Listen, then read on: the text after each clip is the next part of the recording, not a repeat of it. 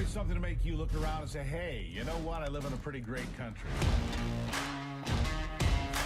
President Trump is calm, on point, on his game. And unlike the last guy, he is competent and coherent. Come on, man. We're not bending the knee anymore. We're here to take a stand for God and country. This is the Steve Gruber Show. All right, live from Detroit and kicking off on the brand new day here on the Steve Gruber Show, fighting for you from the foxhole of freedom, which always makes me ask, who do you want in your foxhole? Thank you for being here today. We've got a lot to talk about. We're burning daylight, so let's get to it. Here are three big things you need to know. Number one, President Trump has returned from his triumphant visit to the UK, where he was treated like royalty himself and signed some major deals in high-tech industries. We'll touch on that. Number two, the Department of Homeland Security has raised the threat level to special event assessment, which means it's on par with the Super Bowl, this being Charlie Kirk's funeral. Super Bowl status security threat. And number three, they all agreed that it was what Charlie wanted. And with that in mind, Turning Point USA has unanimously elected his widow, Erica, to CEO and chair of the organization. TPUSA is not only not going to die, it's exploding in popularity and drawing millions of new people to its core cause of saving this nation. Welcome to Free Speech Free for All Friday, powered by Patriot Mobile's Common Sense Hotline, 877-310-9966. So let me say something about this. A lot of people screaming about free speech in the wake of Jimmy Kimmel being taken off the air. A private company has the right to take somebody off the air. When I worked for NBC News, you always had a clause about your conduct, how you were allowed to conduct yourself, if it embarrassed the company, if it upset the good feeling of the audience, and a lot of other things, right? Always clauses in there about your behavior. And so the company has every right to remove Jimmy Kimmel from the conversation and silence him, if you will. It's freedom of speech, not freedom of reach, okay? Now, having said that, I do not think that the FCC should be involved in any of this. The government has no play here. They don't need one. Sinclair Broadcasting and others have said we do not want this person on air on our stations. And you know what? You don't have to go very far to find other similar examples, like Roseanne Barr. She was fired by ABC and Disney after her hit show Roseanne canceled her overnight in 2018 after one tweet. Gina Carano, fired from The Mandalorian in 2021. Remember that, for social media posts that didn't fit the left's politics. Remember that? Megyn Kelly, fired by NBC in 2018. Her morning show canceled after comments about Hollywood costumes. Halloween costumes, that is. Dave Chappelle, boy, they came after him hard. Dave Chappelle, Netflix employees staged a walkout and demanded his comedy special be pulled for transphobia. Joe Rogan, the left pressured Spotify hard to drop him, running coordinated campaigns, advertiser boycotts over COVID discussions.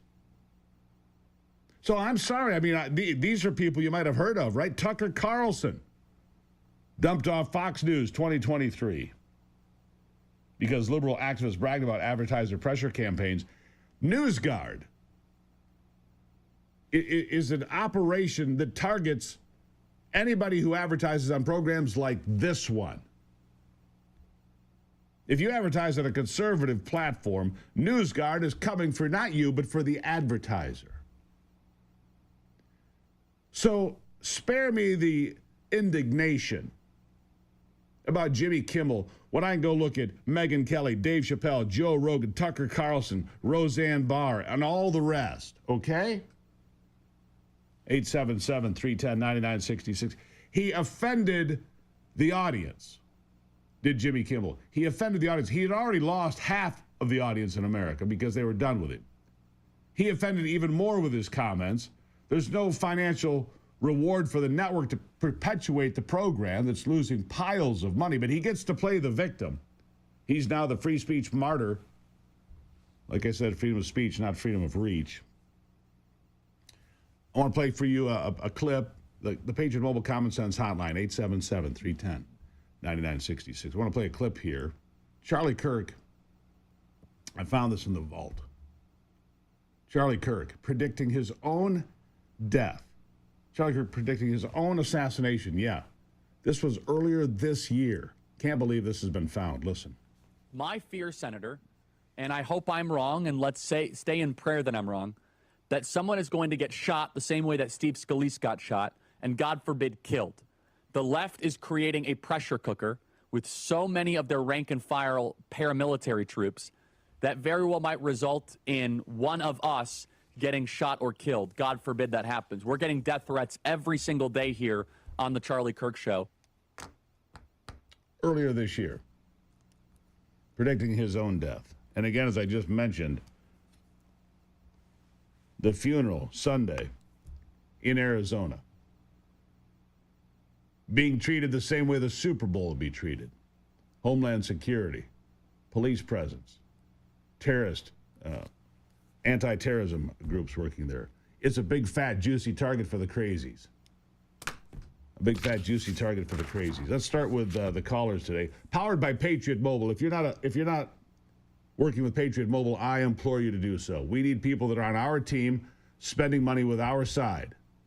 PatriotMobile.com, promo code Gruber, you'll get your first month for free. Patrick is in Pennsylvania. Patrick, start us off today. Hey, how you doing, Steve? It's my monthly call, and I'll try to make it quick. I think what they should do is come up with reciprocal death sentence. So, like, if you shoot someone, you get shot. If you stab someone, you get stabbed. I think if they come out with a reciprocal death law, people would think a lot twice about doing what they did to Charlie. And second, as far as Jimmy Kimmel goes, I'm just afraid of who the hell they're going to replace him with. Oh, he's not being replaced. Late night television is dead. Patrick, thank you for the call. Greatly appreciate it. I'm not going to weigh in on the death penalty thing. You know, Utah has the firing squad. It's not an option exactly. The firing squad is available if the lethal injection drugs are not available. And then you can be shot by firing squad. Okay, real quick. Is a firing squad, is it just one guy who comes Five up? people. See, let me tell you about, and see, Anthony, and it's a good question, by the way. With electric chair, you've got three guys, you've got switches, they all roll them, whoosh, and the electric chair goes on. Only one of the switches is hot. Nobody knows who killed the guy. In a firing squad, you got five guys firing at him at the same spot at 25 feet, right at his heart. There's only one bullet. The others are blanks. So, Got it. or there's one blank out of, maybe there's one blank in that particular case, one blank out of five, but you never know if you're the one that killed the guy, so you don't have to live with that. Makes sense? Makes sense. Makes sense. Great question. We'll get to Steve, Kevin, Patrick, Tammy, and so many more. It's Free Speech, Free for All Friday. Get on Patriot Mobile. Tell them Gruber sent you. They do a lot of work with us here, and I appreciate what they do. Sponsoring Jason Aldean and his tour all over the country right now and so much more. PatriotMobile.com, promo code Gruber. Join the bandwagon. We'll be right back.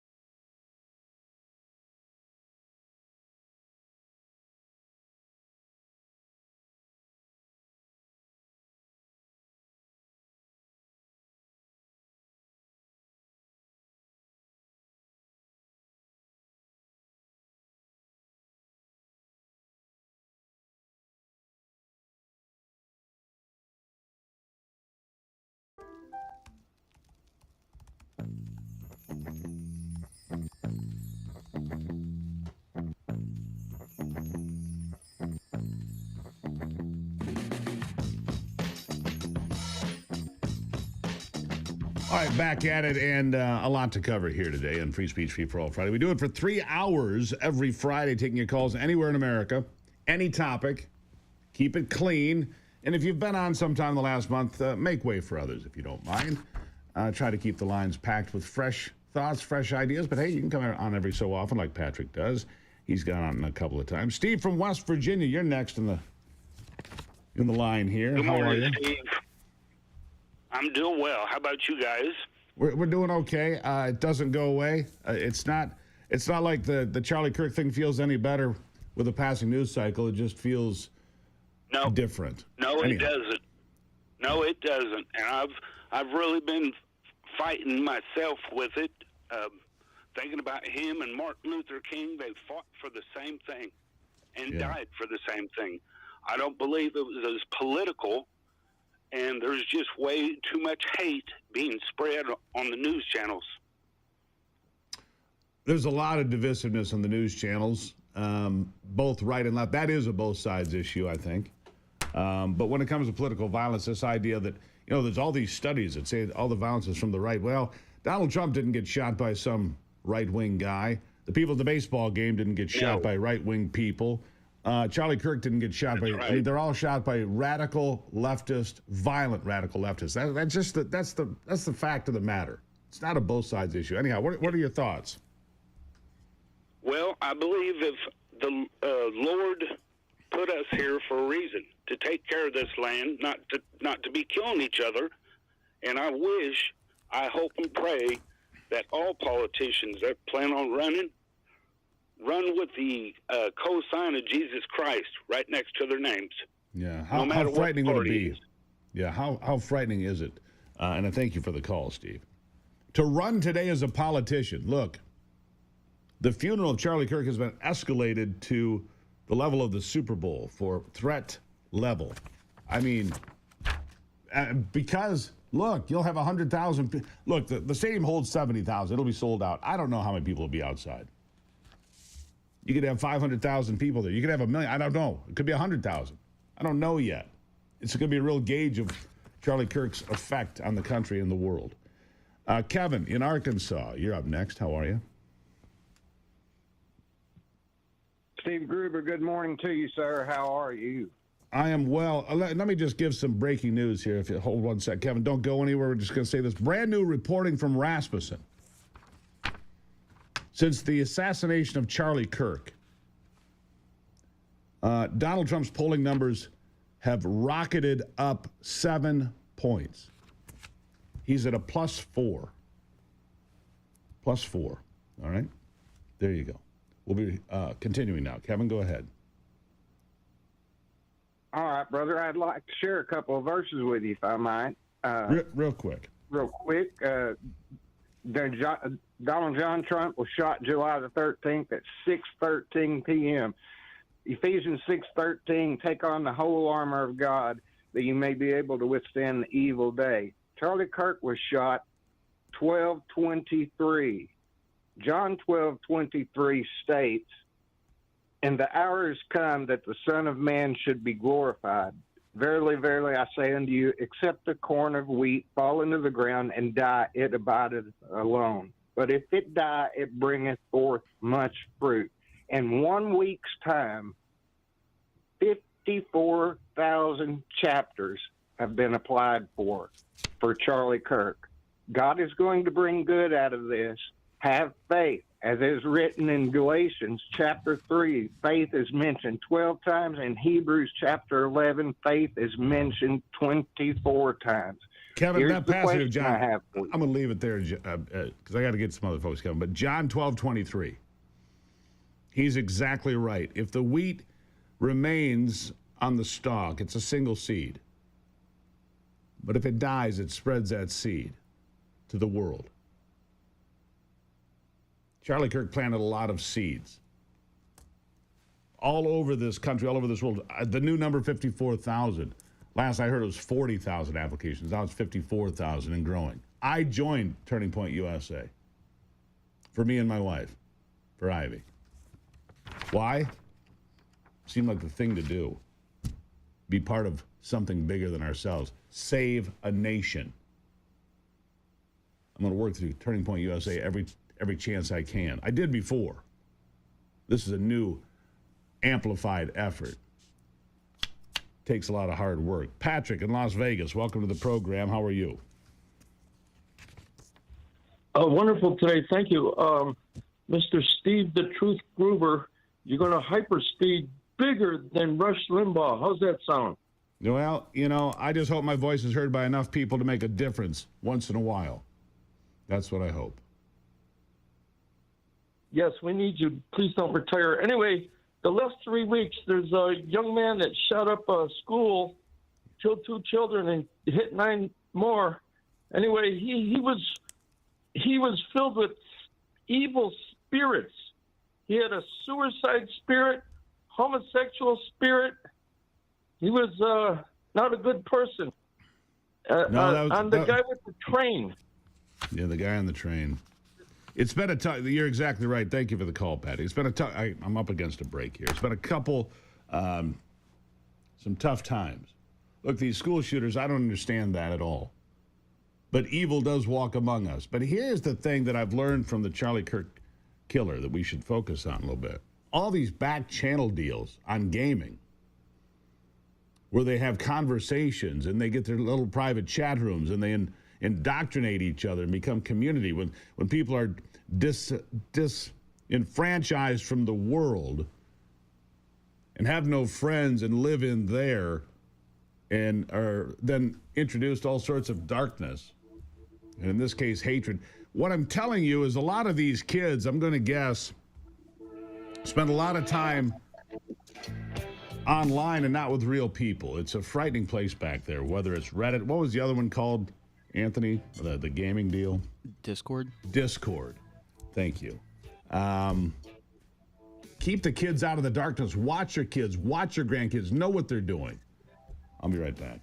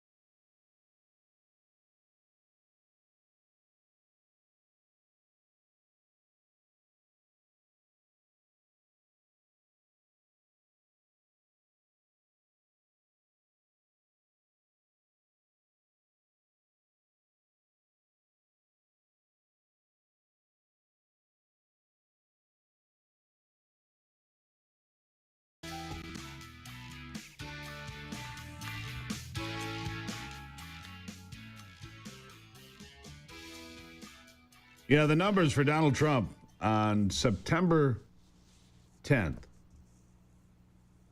He was -3, underwater, 51-48. Disapprove 51%, approve 48%. Now it's +4, 51-47. He's gone up 7 points since the assassination of Charlie Kirk. Let's stay with the phone lines. Tammy is in Ohio. Tammy, how are you today? I'm fine, thank you. I think that the best punishment for the guy that took Charlie's life would be to be put him in a prison cell and make him watch Charlie Kirk on the TV and listen to him for 12 hours a day. Anthony just mentioned that. Same thing. You guys, great minds think alike. Yes. Tammy, you and Anthony are on the same page. Because just because we can doesn't mean we should always take a life. And you better ask Erica what she wants done as far as the death penalty. All right, Tammy. Thank you very much. Not in Erica's hands, but an interesting concept. Tom is in Michigan. Tom, welcome to the program. Hi, Steve. Great show. Thank you. I was listening to NPR just yesterday, and they're still trying to say that they're not sure if the shooter wasn't a Trump supporter or yeah, they keep lying. That these weren't all Yes, they Yeah, keep it lying. just doesn't stop. They gotta stop. And I noticed on Facebook, everybody's saying, well, if they want to have a fight, bring it on. Yeah. I don't think that's where people want to be. You know? I don't think that's where people want to be. I don't think we want to fight that way. I want a renewal in America. I do. I want to have conversations. I appreciate the phone call. Thank you, Tom. And we've got a whole pile of people after you lining up. 877-310-9966. 877-310-9966. Please take the time, my friends. If you support this program and you're a regular, you need to support the people that make it possible today, including Patriot Mobile. Look, it's real easy to switch. I've had Patriot Mobile now for, 2 or 3 years. I had Patriot Mobile before they became a client. I don't tell you anything that doesn't work for me and Ivy personally. PatriotMobile.com, promo code Gruber. Get a free month to get started, and it's easy to switch. Get it done.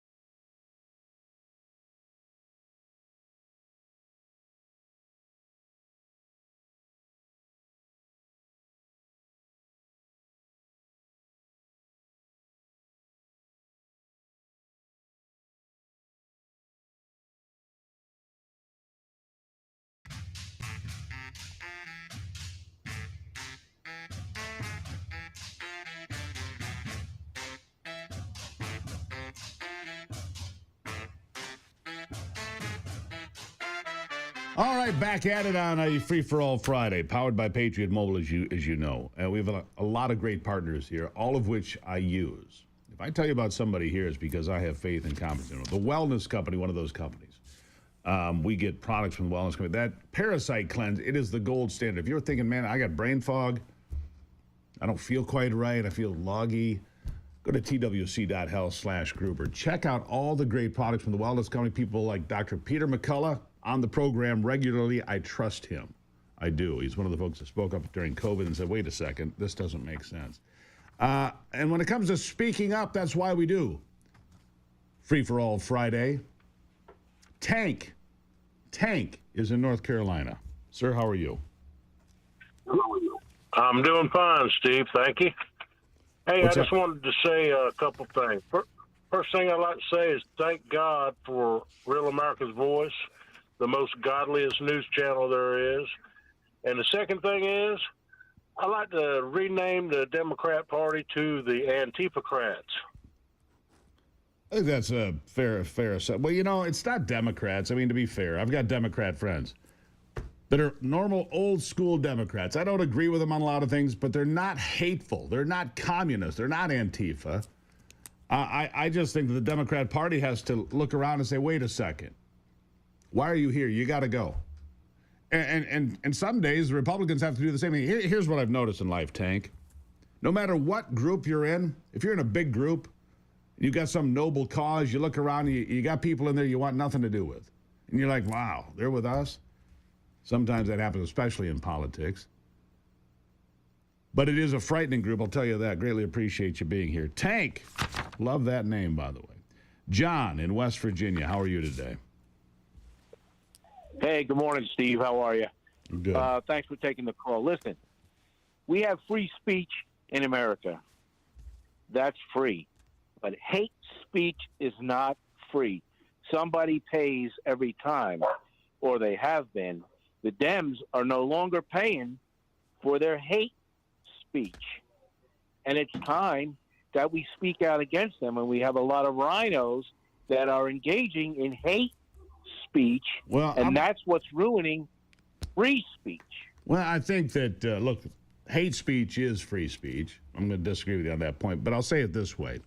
For the first time in my lifetime, and thank you for the call, for the first time in my lifetime, I'm seeing people be held accountable on the left for the things they say. I'm seeing doctors and professors and school teachers be told, yeah, you don't work here anymore. I've been watching college kids that run through memorials and kick stuff and break stuff and are disrespectful to people trying to celebrate the memory of Charlie Kirk being told you no longer attend school here. You have freedom of speech. You do not have freedom of reach. Jimmy Kimmel being fired is perfectly appropriate. Every contract I ever signed when I worked for NBC News and others, there was always a moral turpitude. I think that's what they called it. Where's I need a lawyer friend here. Moral turpitude clause. If you did something to violate the reputation of the station, if you did something that crossed a line, right? Look, I didn't like Joe Biden. I didn't like some people in his administration. I don't like some of the people that are on social media every day. I don't wish them to be shot in the throat and killed, for God's sake. I like free. I think free speech is the ultimate weapon against stupidity. But I also know that these companies have a right to terminate Jimmy Kimmel. I mean, they went after, like I said, they went after Joe Rogan, Megyn Kelly, Tucker Carlson. I mean, all of a sudden they're victims because Jimmy Kimmel gets tossed? Give me a break. These companies have a right, but I do not want the FCC involved. I don't need government involved. Let the free market work. The free market will do its job. Trust me on that. Josh is in Ohio today. Josh, how are you? Mr. Gruber, the Grubinator, the Grubmeister, the Gruber. We What's love up? you so much, brother. Thank you. What's on your mind? Hey, so I'll just go real quick on all this stuff with Charlie Kirk. I mean, I cried for 2-3 days with you guys. You know, I mean, it is what it is. My little brother Brett McLean, he lost his life trying to save a kid from drowning. He was a Christian camp counselor, in Oregon. Back in 2012.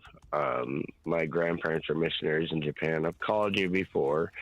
But at this point, hey, I wanted to ask you a little bit about your experience in Alaska because I'm getting ready to go there when the snow melts this next summer. And I want to land somewhere just to see, I want to be around like-minded people and just go up there and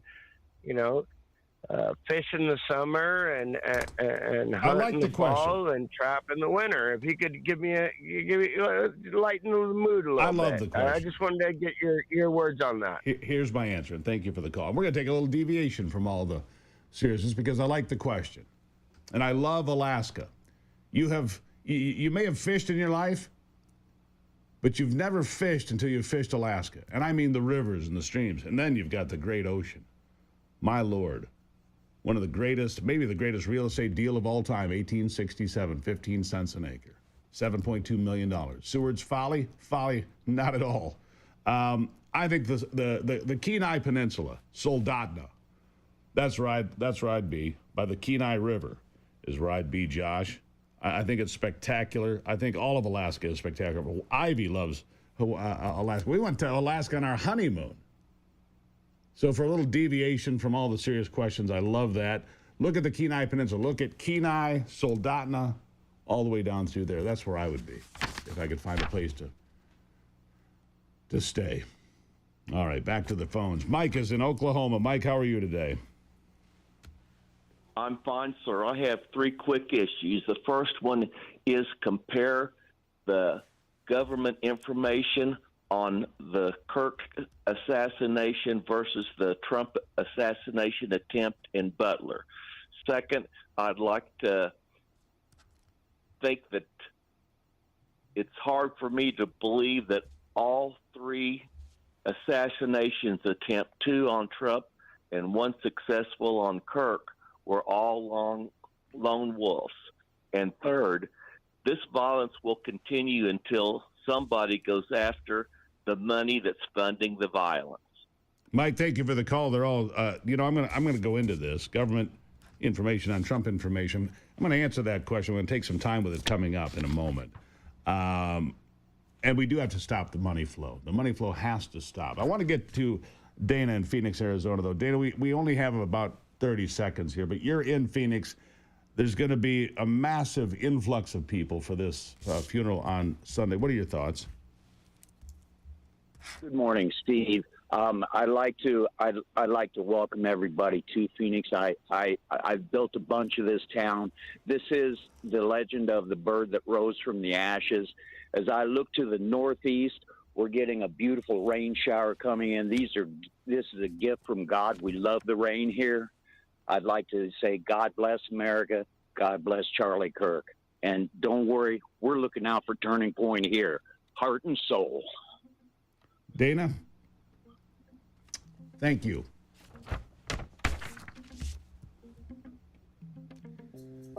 The funeral is going to be a difficult lift for a lot of folks. It is. But I appreciate those words from Dana. I will answer those questions. I've got to hear from a friend of mine after the break. Then we'll continue with your phone calls on Free for All Friday.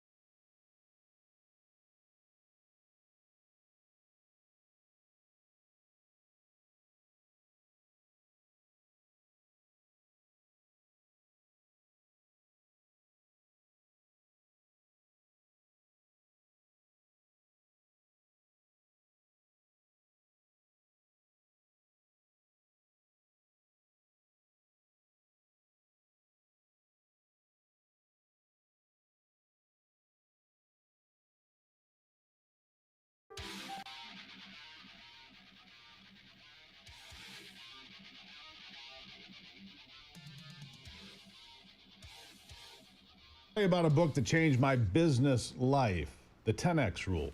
The 10X Rule by Grant Cardone changed my business life and Ivy's business life because it changed the way we thought about business. And boy, when you start thinking about it and you get advice from people who have been there before, it can take you places you never expected or maybe never dreamed of. Joining me now is Jared Glant, a man who went from being broke and in debt to helping scale businesses into the 9-figure range with Cardone Ventures. He's worked with thousands of entrepreneurs across the nation. Jared, welcome back to the program. It's so great to be here again, Steve. Good to see you. Good to see you. Look, there are so many things in these books and all the information from Cardone that's helped me. It's helped my wife. It's helped literally thousands of businesses. And so many, there's people watching right now that are stuck. They're like, how do I get to the next level? How is this guy down the street doing better than I am? They're stuck and they don't even know it for sure. What can you tell me about being stuck in business? Yeah, look, the phenomenon of being stuck is simply an indication that you're missing information. Like, how does a roofing business in Dallas, Texas grow to $50 million a year, and another roofing business also in Dallas, Texas, 3 miles down the road can't get past 2? There's something that business owner knows that the other one doesn't. And the reality is most people who get into business do not go into business because they are business experts. They go into business because they have some skill or some idea to do something. And God knows college isn't teaching us how to start small businesses. Like when I went to college, I felt like I learned how to be a bit mid-level manager at a big company, right? And so when you are forced with, I have to promote my business, I got to generate leads, I got to figure out how to sell people on the phone and follow up and deliver a service and hire people and recruit people and be a leader. Like there's so many things that people are just not equipped with when they get into business. And I believe that is the number one reason why the statistics are so alarming about small businesses and the fact that 2/3 will be out of business in 5 years. Well, you're right, because college, from my experience, teaches people to be plugged in. You're a cog in this machine, not your machine, their machine. You're making money for them. But in your own business, once you break free of that and decide, hey, I'm an American, I can go make this happen, there become places where you can make it happen because you can do it every day in this country if you want to work hard. Let's talk about business breakpoints for a second here. For people that are watching right now, maybe they're just getting started, maybe they're at that $2 million point that you just mentioned. Those hidden challenges that stall growth. Most business owners don't even realize they've hit one until it's too late. From your experience, what is the most common breakpoint you see? Well, it's not a common breakpoint that happens to everybody. There's actually a specific timeline and revenue numbers at which businesses will experience specific breakpoints. We did a research project with a consulting group out of Boston and analyzed 10,000 businesses. And we looked at the 1% who achieved massive success, to achieve over $10 million a year in revenue. And we looked at all the ones below that, including the ones that went out of business. And what we found in that study was that there were specific items and specific revenue targets that businesses had to have in place in order to reach the next level. I'll give you an example. If you're a business owner out there and your business continues to get up to, let's call $2 million a year in revenue, but you just can't seem to break through that, it's because you have operational processes in your business that are not allowing you go to that next level of scale. And so from 0 to 1 million, from 1 million to 3 million, from 3 million to 5 million, from 5 million to 8 million, from 8 million to 14 million, all the way up through $125 million. There are specific things that a business has to have in order to go to the next level. And again, it's like, you have to go down a dirt road, and it's a windy dirt road, and nobody's telling you where the turns are. If you're going in a car 100 miles an hour and the road turns and you don't know it, you're going to go off the road. And so what happens is businesses get to these break points. They think that just doing more of what they're doing is going to get them to the next stage of growth, but it's actually more the right way will prevent the business from breaking and then falling back. I like your analogy, so I'll stay with it. What if you're in the car and the car is going down the road, you're doing 40 miles an hour, and you've been doing 40 miles an hour for a long time? People think that staying in the same place, well, that's okay.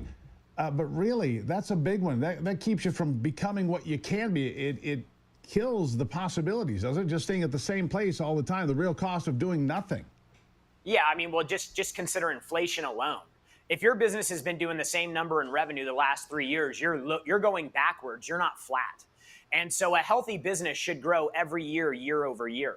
And the things that will allow the business to do that are great processes around marketing, generating leads, managing leads, selling and converting leads, managing a team, recruiting and hiring and building a team of capable people. I mean, the goal of a business owner should be to build a business that runs without you being there. And for most business owners, if they left their business would fall apart.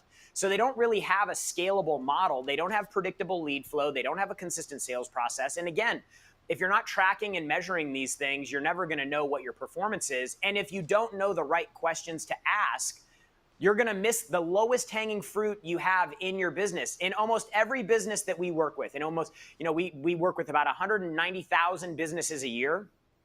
Almost every business that we look at, Steve, we immediately find things that the business owner can do. I'm talking like on a 30-minute phone call, we can find these things out.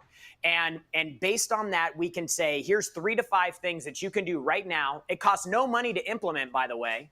You don't have to go buy a new piece of technology. You don't have to go hire a new person. But there's actual tactics and strategies that you can implement in the business that are free to do. Cost nothing. That will immediately will impact revenue. A free 30-minute consultation can change one thing. In 10 seconds, give me one practical insight. Well, I'll just tell you, number one, follow-up. Like if you reach out to a lead within 5 minutes of that lead being submitted to the business, your chances of getting that person on the phone are 9 times higher in the first 5 minutes than if you wait 60 minutes. Most businesses think if I call a lead back within 60 minutes, we're good. You're 9 times more likely to actually get that customer to pick up the phone and answer if you call it within 5 minutes. Number one, simplest, easiest thing you could do with leads, just call them faster. There you go. Folks, think about that. A free call. If you walk away with an actionable idea you can put to work tomorrow, that's a no-brainer. That's right. If you want to learn 3 to 5 things you can do right now in your business to drive revenue fast, jump on a free strategy call with the 10X team. One call, 15 to 20 minutes to learn no-cost ways to grow your business. Usually it's $495. Today, it's free. Gruber10x.com. Right now, you can change your business. You can change your future. You can change your bank account. Gruber10x.com. Jared, thank you for being here. Thanks for having me, Steve. We'll be right back.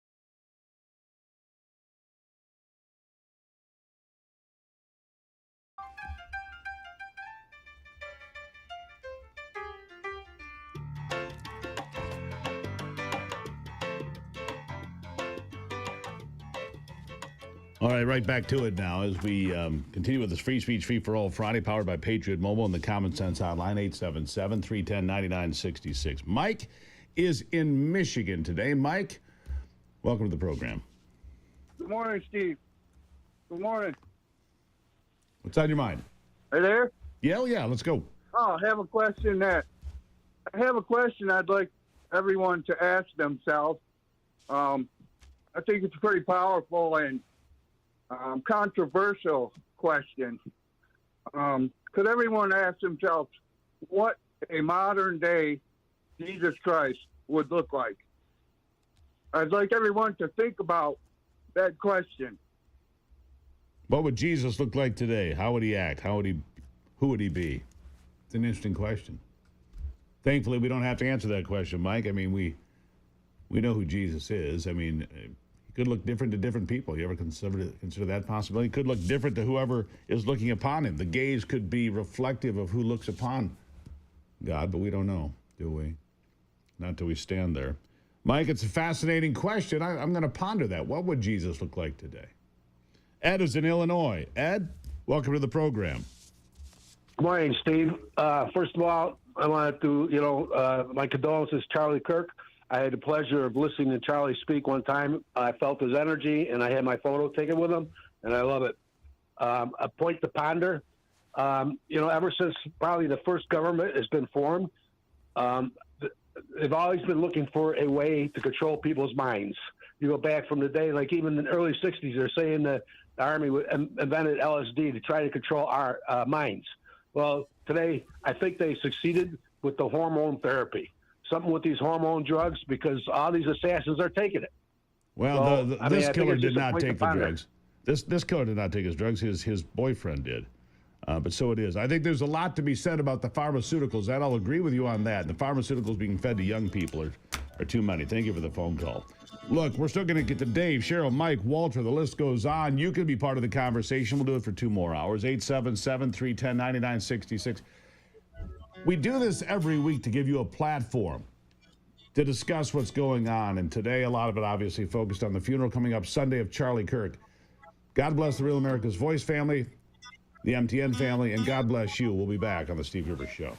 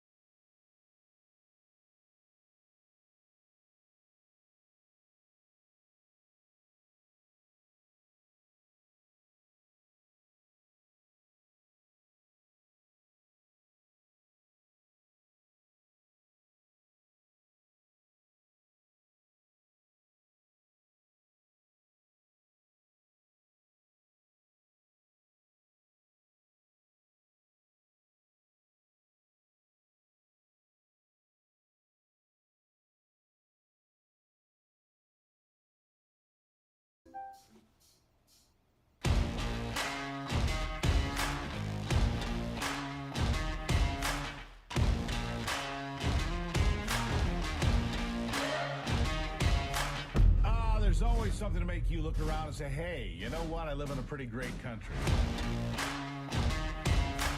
President Trump is calm, on point, on his game. And unlike the last guy, he is competent and coherent. Come on, man. We're not bending the knee anymore. We're here to take a stand for God and country. This is the Steve Gruber Show. Yeah, it certainly is. Welcome back to it on a Free Speech, Free for All Friday. We're going to spend our time focusing on phone calls. That's 1, 2, and 3. Crack that whip. Crack that whip. There you go. There. Attaboy. All right, let's get right back to the phone calls. Patriot Mobile Common Sense Hotline, 877-310-9966. Dave is in Arizona. Dave, you're the center of the universe. Is Arizona coming Sunday? The threat level has been raised to Super Bowl status, according to Homeland Security. Welcome to the program. What are your thoughts on that? Well, I lean into the word 365 times. The good book says do not fear. So Jesse and I will be working the event. We have no fear at all, sir. Amen. So what's on your mind? Yeah. Well, I was blessed to meet Mr. Kirk 3 times in 2021 and then worked for Turning Point in a volunteer capacity the last 4 years after that. The event that stood out to me most was, and it ties into your last promo, America for which it stands. I was with 4 great Salem hosts, Dennis Prager, Charlie Kirk, Larry Elder, and Seth Liebson. He's our local jock here in the afternoon on Salem Radio. And it was great to meet somebody that young and that vibrant. And he was in this culture, political, and spiritual war. And it certainly is all of that and more. And the thing that shocks me is we as a culture, as a society, haven't addressed this grievance culture. And I think the regressives on the other side, the left, lean into that because they know plantation politics doesn't work anymore.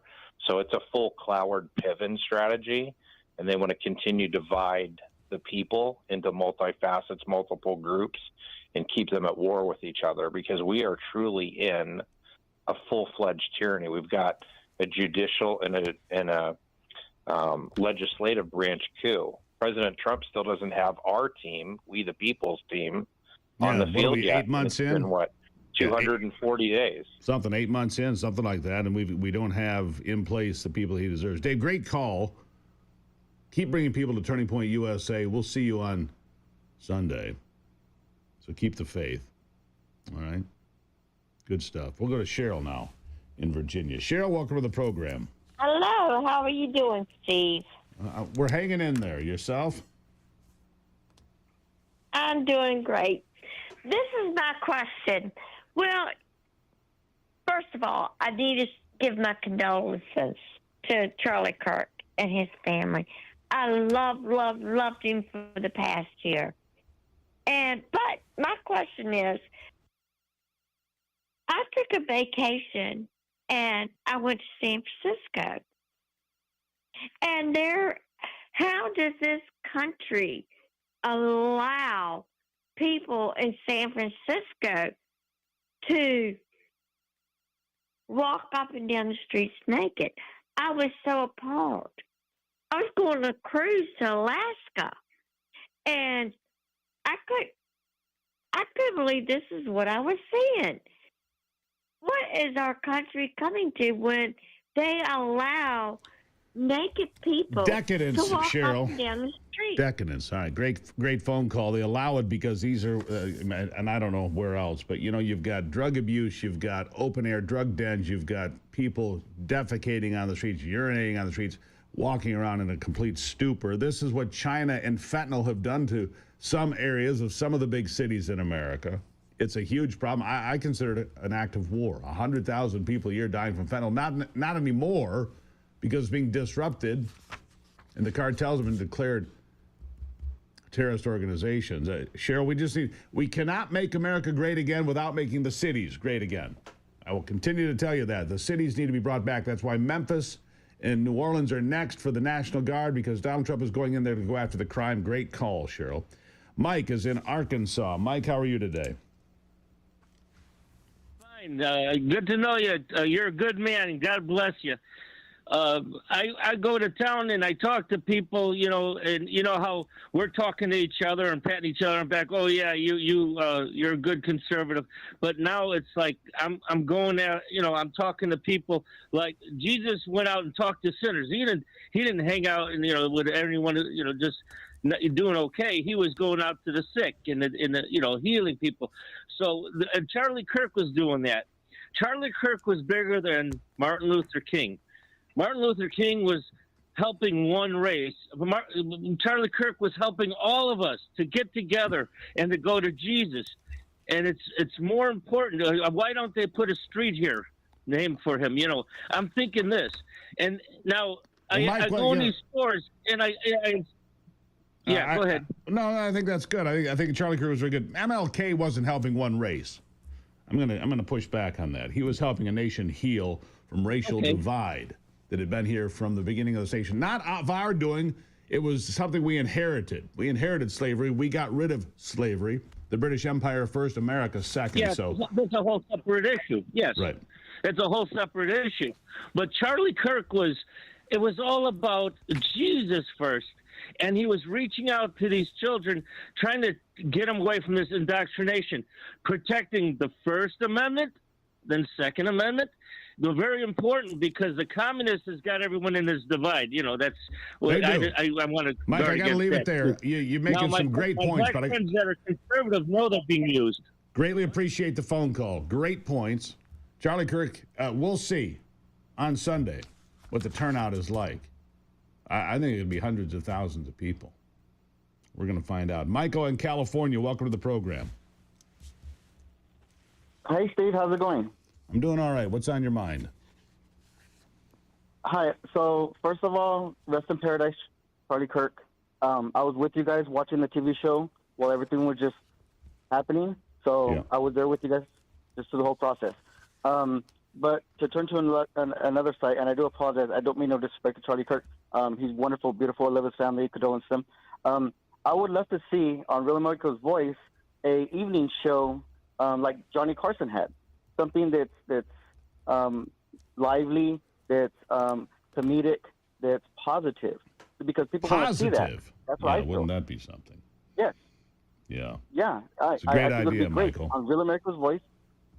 Thank you. I appreciate you guys taking my call. I love you guys. Watch you guys every day. Have a great and wonderful day. Thank you, Michael from California.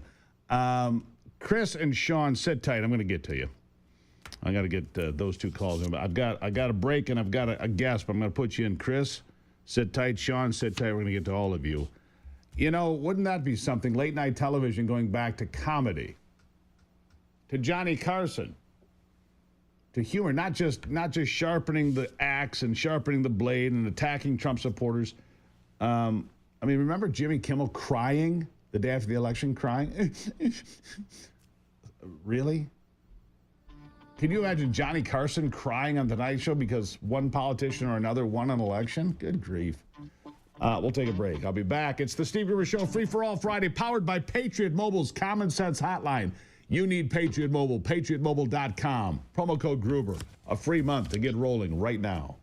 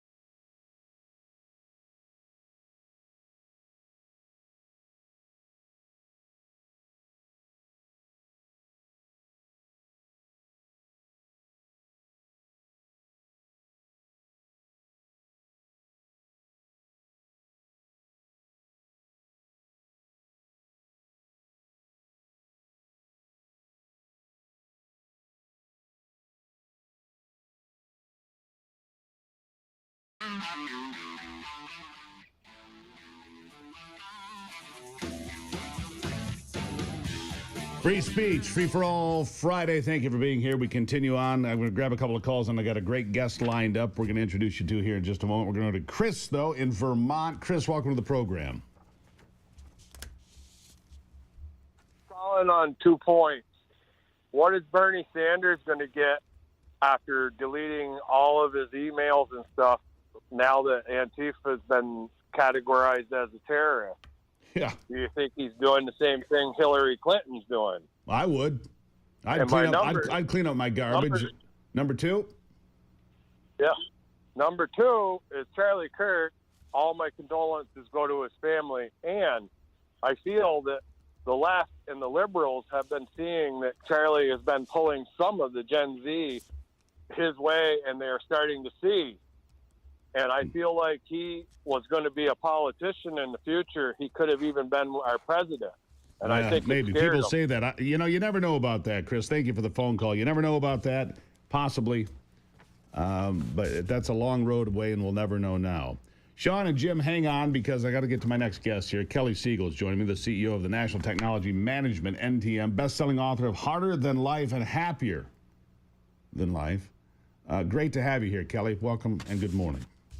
Pleasure being here, my friend. We all need a little bit more happiness in our life, especially what's going on. And I heard one of you talking about with one of your guests that the cities need to be taken back. We need to take back our own minds and live every day and have some sort of accountability to have emotional intelligence and be able to decipher what's going on in this world a little bit. You're exactly right. And look, I see these things pop up on social media, and you probably do this because, folks that do what you do and I do that are in front of this, we look at our screens a lot, but I look at it, I'm not a zombie to it. I'm looking at it for information. I'm gathering stuff, but I see stuff pop up every day, Kelly, that is blatantly false. And people are going, oh my gosh, I can't believe this is happening. It's like, dude, just fact check it. It's not real. We're getting lied to and misled every damn day by these idiots. Hello?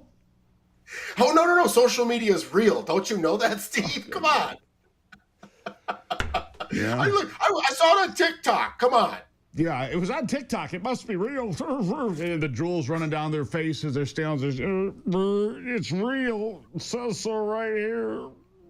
Anyhow, so look, AI, great tool.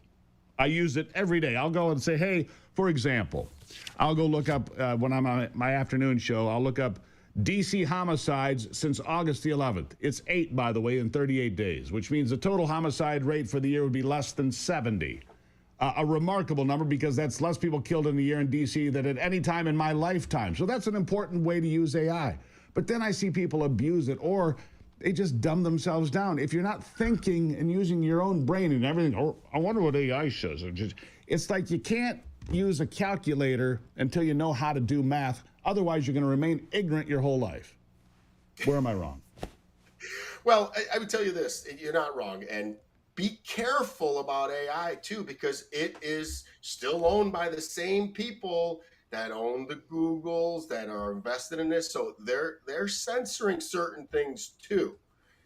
So be very careful. You have to look at different platforms because I like to stay, and you'll like this one. I like to play on Grok a lot because Elon does not care at all. Right. Grok is the one that I use. That's right. It is interesting. My algorithm has changed in the last few weeks. I've got hateful left posting all over it. I've got the right. I've got the left. I've tuned it in, so I'm not in some, I'm not in some little bubble here. So I get a good taste of all of it. Here's my take on AI. Here's my dream. Here's my Elon dream. Elon, if you're paying attention, I would like to have a 3D image of myself like Princess Leia from the first Star Wars. I want to be right out there when I'm doing my broadcast. I want to sit right on somebody's desk, and here I am telling you what's going on. How do you like that idea, Kelly?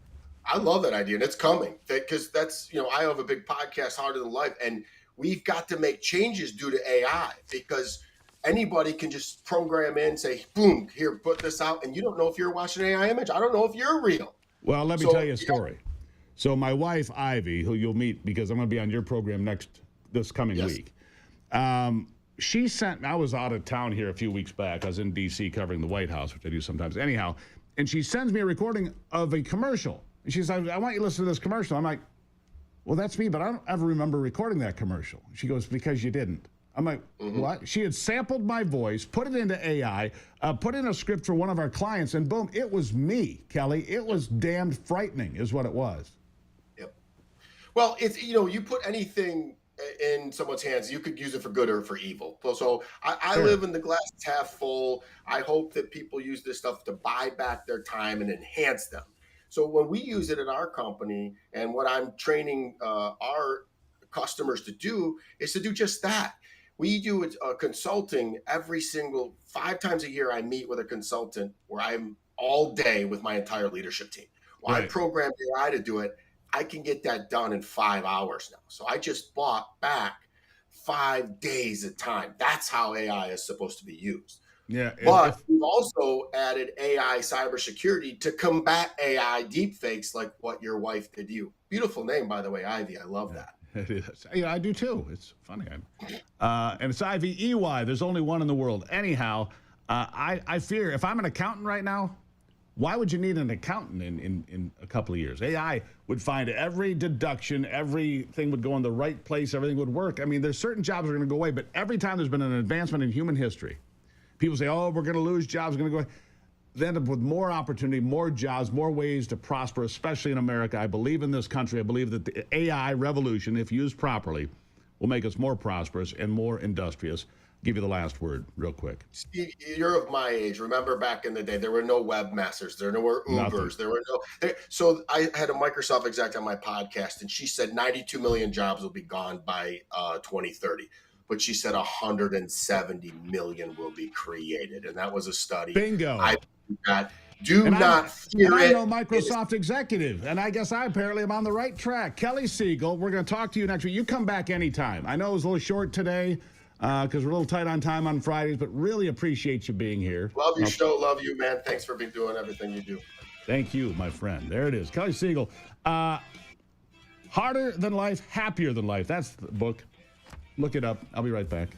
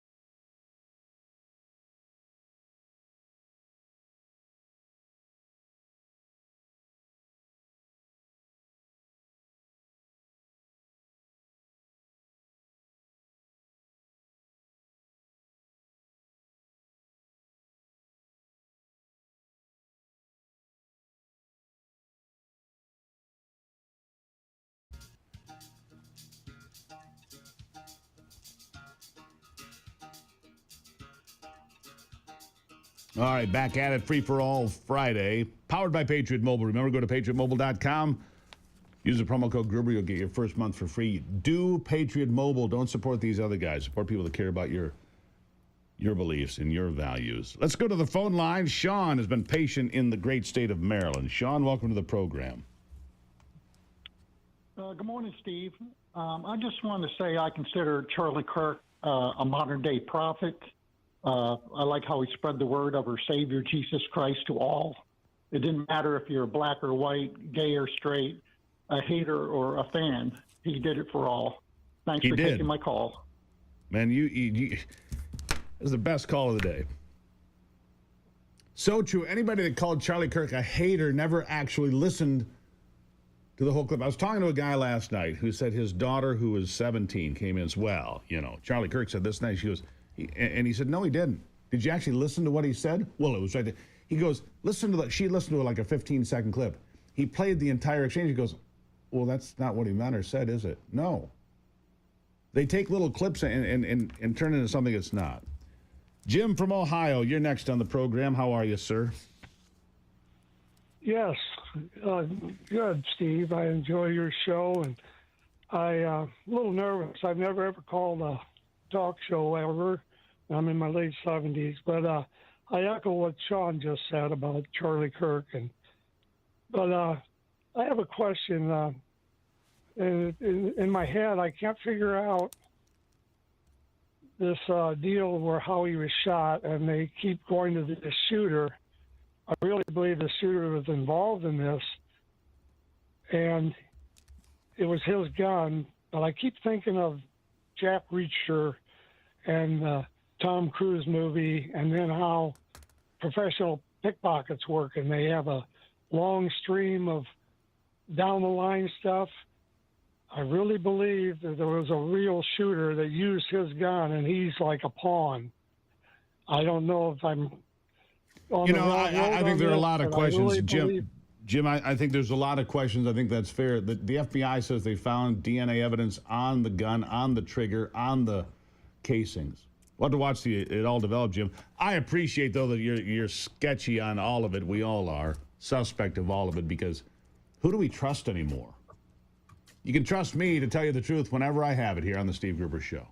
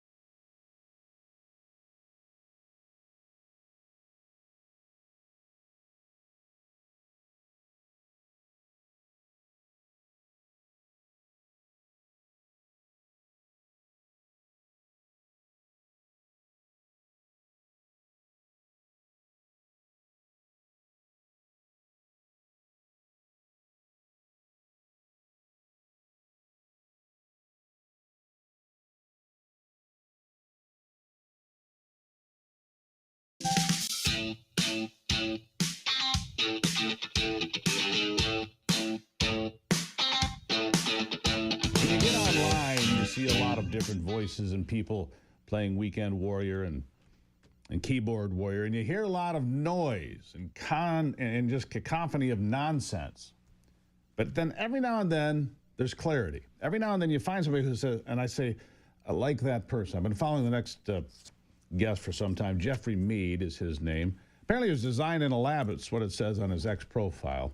And he's a man who has been clear of voice, clear of mind, and not one of those people banging the pots and pans together, just being focused on a message and cleaning up the mess. Jeffrey, welcome to the program. Hey, thanks for having me on. Well, I appreciate you being here. Look, the world's a different place than it was a week ago for all of us. When that shot rang out, I felt like all of us took a shot in some ways. The Constitution took a shot. America took a shot. And when we had to announce live on a program here that I was hosting that Charlie Kirk had died, I think the world changed. But instead of going bananas, you call people out. You kind of focus on things. You zero in on common sense, which is rare. Jeffrey, it's rare, and that's why I began following you a while back. Tell me where you are today. This is not something that passes with the news cycle. A lot of things come and go. Big stories come and go in a day or two. This is not passing. I really feel there's been a revelation and a revival in America of sorts. Where are you at today? That's a good question.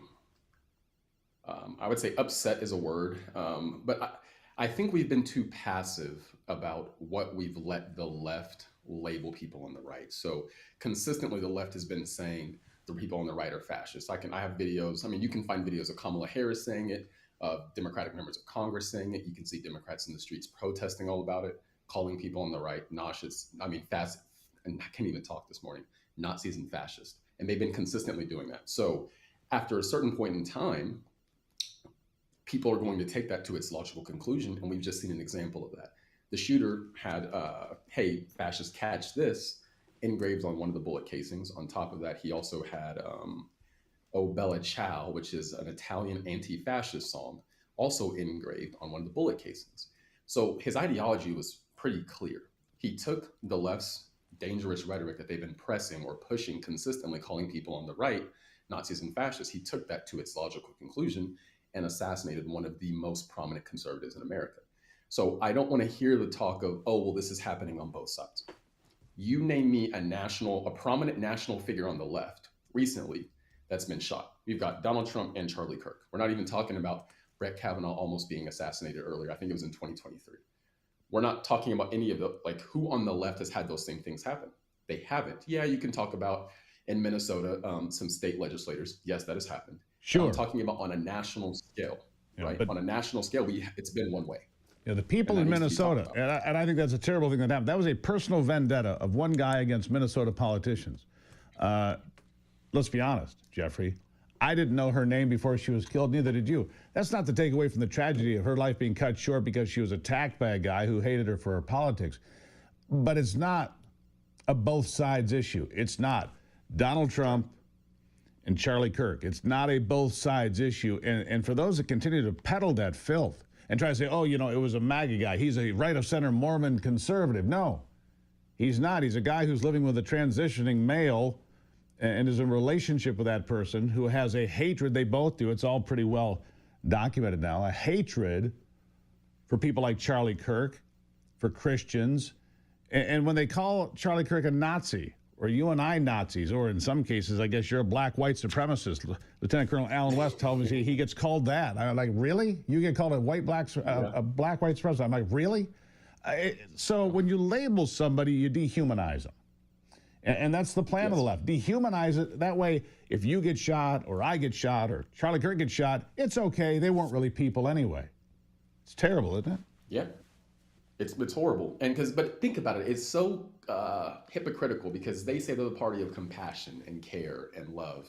And they consistently show that they're not. Like, it's different if you're just quiet about his death, but taking the extra step to go celebrate it is a whole other category of disgusting. Just disgusting. So, yeah, I mean, I definitely think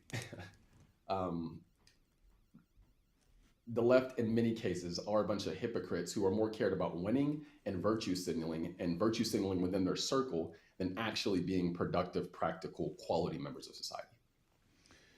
I see a lot of gnashing of teeth and wringing of hands over the fact that a lot of these folks, professors, teachers, business owners, have been called out lost their jobs, businesses targeted, and they're like, whoa, wait a second, what about free speech? They don't understand this document that's well worn on my desk, apparently. Freedom of speech has to do with the government, not with whether or not you can keep your job. And speech has consequences. Nobody knows that more than the people who saw Charlie Kirk died. He died for free speech. He died for America. He died being a Christian. And for these people to complain about losing a job, I'm sorry, I don't have compassion for that. You said what you said. There's a price to be paid. There are consequences. Would you agree? Yes, I do agree. And it's funny because they want to cancel people for saying that, a man can't be a woman. They want to cancel someone for saying that on a proportion basis, Black people commit more murders than any other race in the United States or are more violent. They want to cancel people for saying things that are statistically just factually correct, right? The right, on the other hand, is talking about canceling people for celebrating a political assassination, right? Like the categories are not the same. But essentially for them, it's, rules for thee, but not for me. We can cancel you guys for saying stuff we don't like, but you can't try to cancel us for celebrating a political assassination. But yet they claim to be morally superior. It just, when you pay attention to it, it just doesn't make sense.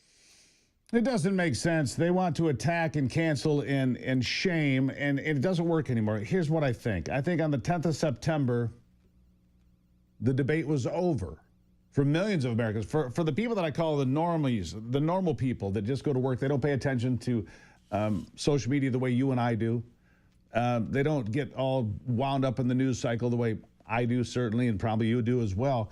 They just go to work, and then they see their neighbor, or maybe their pastor, or their school teacher for their kid celebrating the assassination, because pretty much millions of people saw this, and they see these people celebrating the murder of a 31-year-old father of two, and they're like, wait a second.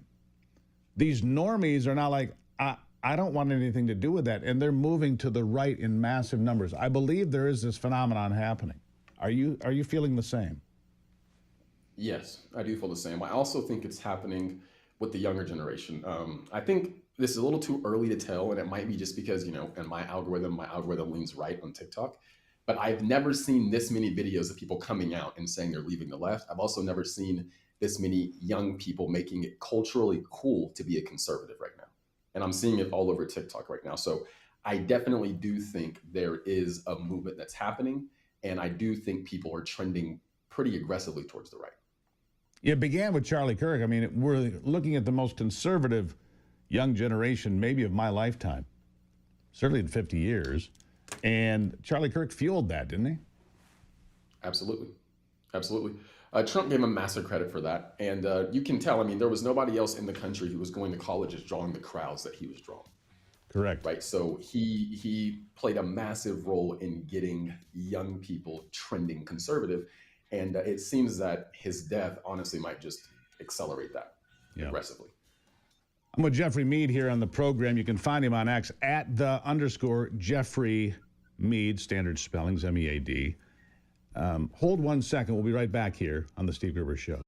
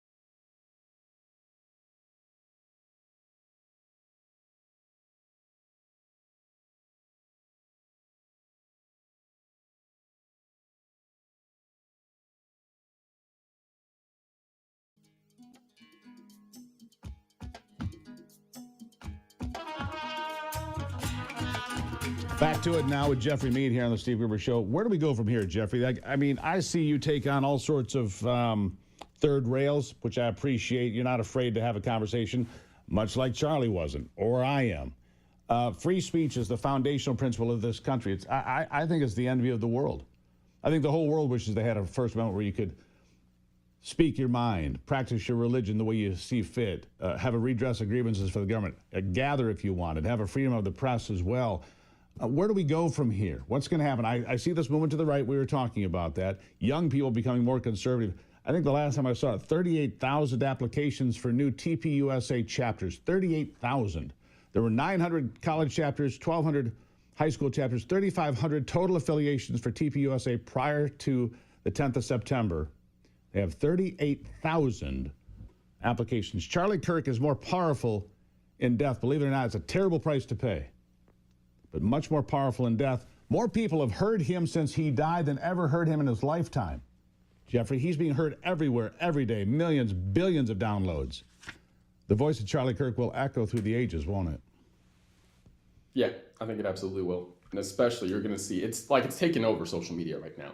And I've seen a lot of people come out and say, hey, you know, I went and watched full videos of Charlie Kirk, not the stuff that's taken out of context. I went and found the source material and actually watched it. And I didn't see anything wrong with what he said. A lot of people are saying this. I'm seeing this on social media. Because if you pay attention to a lot of the claims about him being racist, a bigot, he hates women, all these things, if you go find the source material for those things, you will see that a lot of what they're saying he said is taken out of context to paint him in a certain way. That's exactly right. You know, one of the best videos I've seen, I'd seen it previously, I've seen it pop up a number of times, an openly anti-homosexual speakers at the microphone.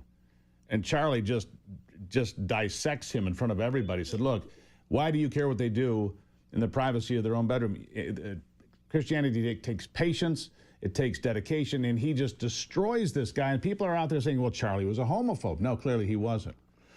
They say, well, he didn't want black pilots in the airplane. That's not what he said. He said he wants the most qualified people in the seat. That's what he said. He doesn't want DEI dictating who the doctor or pilot is. Nothing to do with who's sitting in the pilot seat specifically. Everything just torn apart, out of context, to support the gaslighting, which I think is failing miserably. Yeah, it is. And that's part of what I'm doing. I'm working on dissecting all those lies and providing the context behind them so people can know the truth. Because a lot of what the left is currently relying on is lies and misinformation and taking things out of context to paint Charlie and the right in a certain narrative. But when you add context to a lot of that, like I said before, their argument really falls apart. Yeah, here's an easy one. Just looking at your feed here. There are a lot of, screaming, well, Donald Trump said attack the news media. They put a bomb under a truck there. It's a Fox News vehicle. Yeah, but they just pick and choose their facts to fit their narrative. And here's where I think finally, and God bless Elon Musk for taking over this platform that we call X. Therefore, we can get out there and we can discuss things. And people that are smart enough can pick through the nonsense and find the truth. And like you, go find source videos and do the work, or listen to people like you and others that say, wait a second, that's not what was said. Watch this. This is what was said. It is so important because you can't trust MSNBC or Chicken Noodle News or the Washington Post or the New York Times. You can't. You just can't, can you? No, you can't. You can have that line, by the way. You can call it Chicken Noodle News anytime you want. You can have that. Okay, I'll keep that in mind. That's a new one. I haven't heard that before. Yeah, no, you can't trust them. And that's why you're seeing that, like, the ratings and the distrust in the mainstream media, like, fall off a cliff, essentially. And a lot of independent voices are gaining prominence because you can't trust them. It's been very clear they've been trying to paint a narrative and really to demonize Donald Trump and then also the right in support of the left. So, but people are waking up to it, and I think that's why he won the popular vote. I think that's why mainstream media is falling off the cliff, and I think that's why independent voices and podcasters have become so popular. Yeah, let me dig into one other thing that is circulating from the mouths of Chuck Schumer and Jasmine Crockett and who else? Who knows? Doesn't matter. 97% of the violence comes from those on the right. Only 3% comes from those on the left. Look, I don't know how many cocktails you have to have before noon before that stuff starts coming out of your mouth. But it concerns me for their well-being, because for them to say, after Donald Trump has been shot, Charlie Kirk has been assassinated, baseball members of Congress were gunned down on a baseball field. Steve Scalise barely survived. If not for his protection team, he probably would have died there. So did my congressman that day. How do they continue to spew this when everybody knows it's not true, but they continue to push this idea? It's right-wing, white supremacists are the danger, Nazis are the danger, white men are the danger. Really? Am I the danger? Jeffrey, am I the guy? Yeah, I mean, it's about narrative control. So because notice a lot of them will say 97 or whatever percent of the extreme violence comes from the right. Okay, they don't say extreme political violence. They say extremist. So essentially, if you see, if a white supremacist gets in a bar fight and kills someone, they're calling that extreme violence, even if the fight wasn't about race, right? So, but if you pay attention, like I said earlier, name me the national prominent figures on the left who have been shot in recent history. I can name you Donald Trump. I can name you Charlie Kirk. Name me the national figures on the left who have been shot. They can't. It hasn't happened. So this is a one-side thing right now. Yeah, and the last thing I'll say is this. Fascism, they call us fascists. That's the one word I've missed today. The top of the mountain move for a fascist is to shoot somebody you don't agree with. So calling Charlie Kirk a fascist and then murdering him, I mean, that is the most blatantly fascist thing you can do. I'll give you the last word. Yeah, definitely. I mean, I think that's definitely the most fascist thing you can do. Sorry, I got some work going on, so some people are at the door behind me. I have to go here in a second. But yeah, I definitely think that is one of the most fascist things you can do. It's also very hypocritical, again, because this side is saying, hey, we're the side of compassion, we're the side of caring, and a lot of them are creating a permission structure for violence. They're That's right. also quite literally, in many cases, supporting the violence. Yeah. So yeah, I mean, it's a lot of hypocrisy going on. Jeffrey Mead, I got to leave it there myself as well. I greatly appreciate you coming. You can come anytime you want. Common sense, it's got a place at the table here, and I appreciate you taking the time. Okay. All right. I appreciate you. You have a good day. Thank you so much. Jeffrey Mead, everybody. Find him on X. You'll be glad you did. It's the Steve Gruber Show. I'll be right back.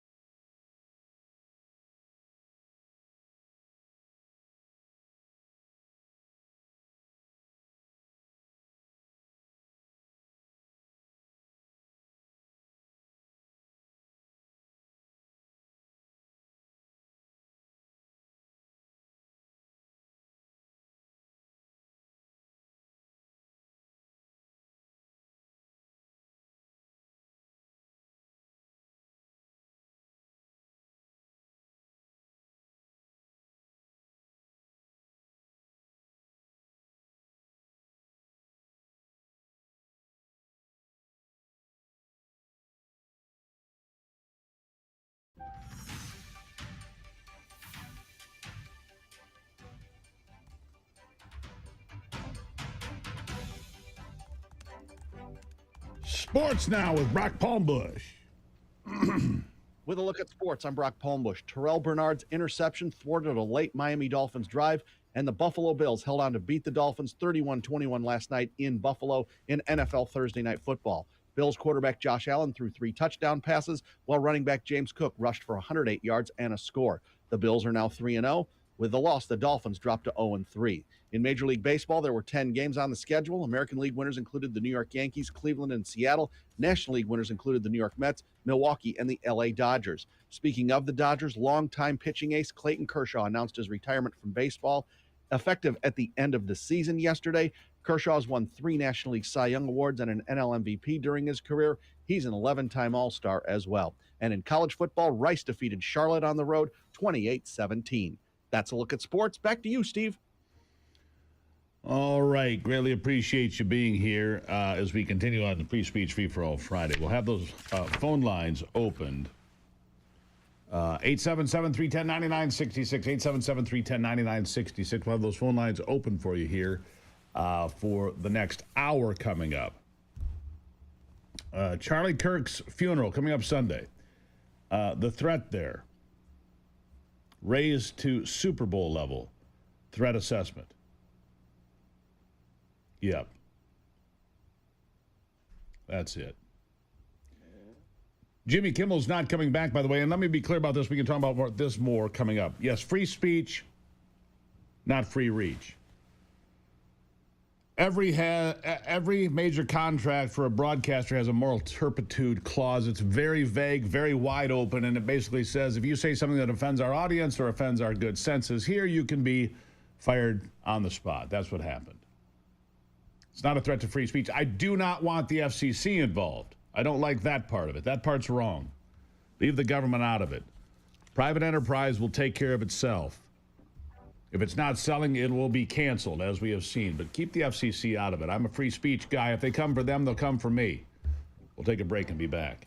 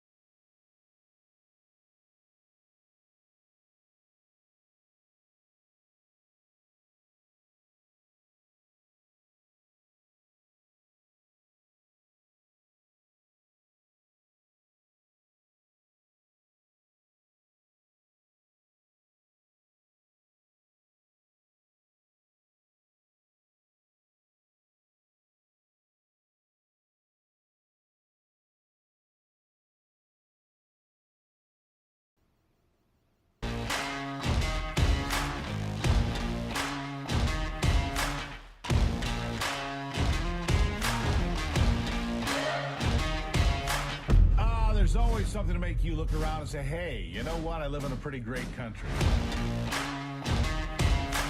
President Trump is calm, on point, on his game. And unlike the last guy, he is competent and coherent. Come on, man. We're not bending the knee anymore. We're here to take a stand for God and country.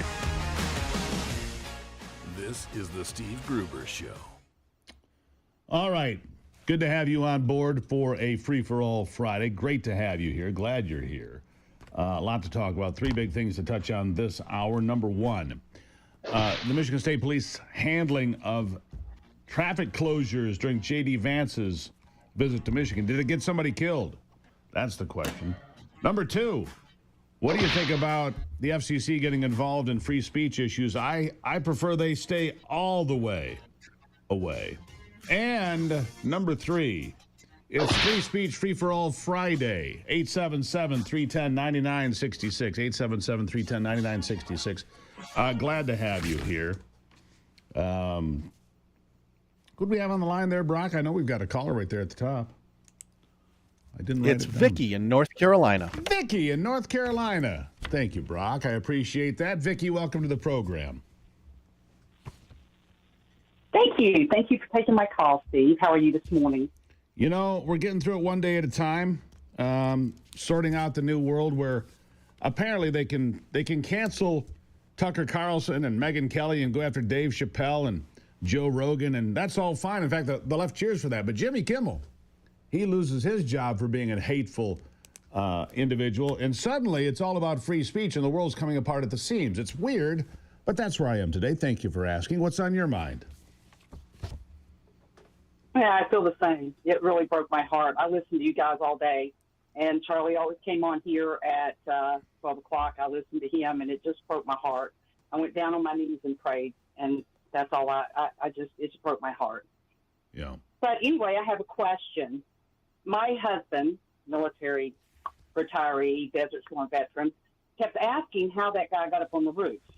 And the caller you had last week answered the question. You know, he said, I was just getting ready to call him. He said, you have to go have it unlocked. And that's what my husband kept saying. Well, it came out last week that you can just climb up there and go over the rail. Why didn't they knew that he was coming. He was very prominent. He had a big crowd. I saw a video of the guys, the two kids there that were filming, and saw him up there. They asked the question, why was he up there? They thought he was there to help Charlie. Why didn't they have a drone, just one drone do a sweep before Charlie came out to make sure everything was clear? The problem in an open-air venue, I mean, Vicky, it's a great question. It's been asked 100 times. It's not going to change the ultimate outcome here, that we lost a civil rights leader. That's really what he was, a champion for free speech and religious freedom and the right to gather and have conversations in America.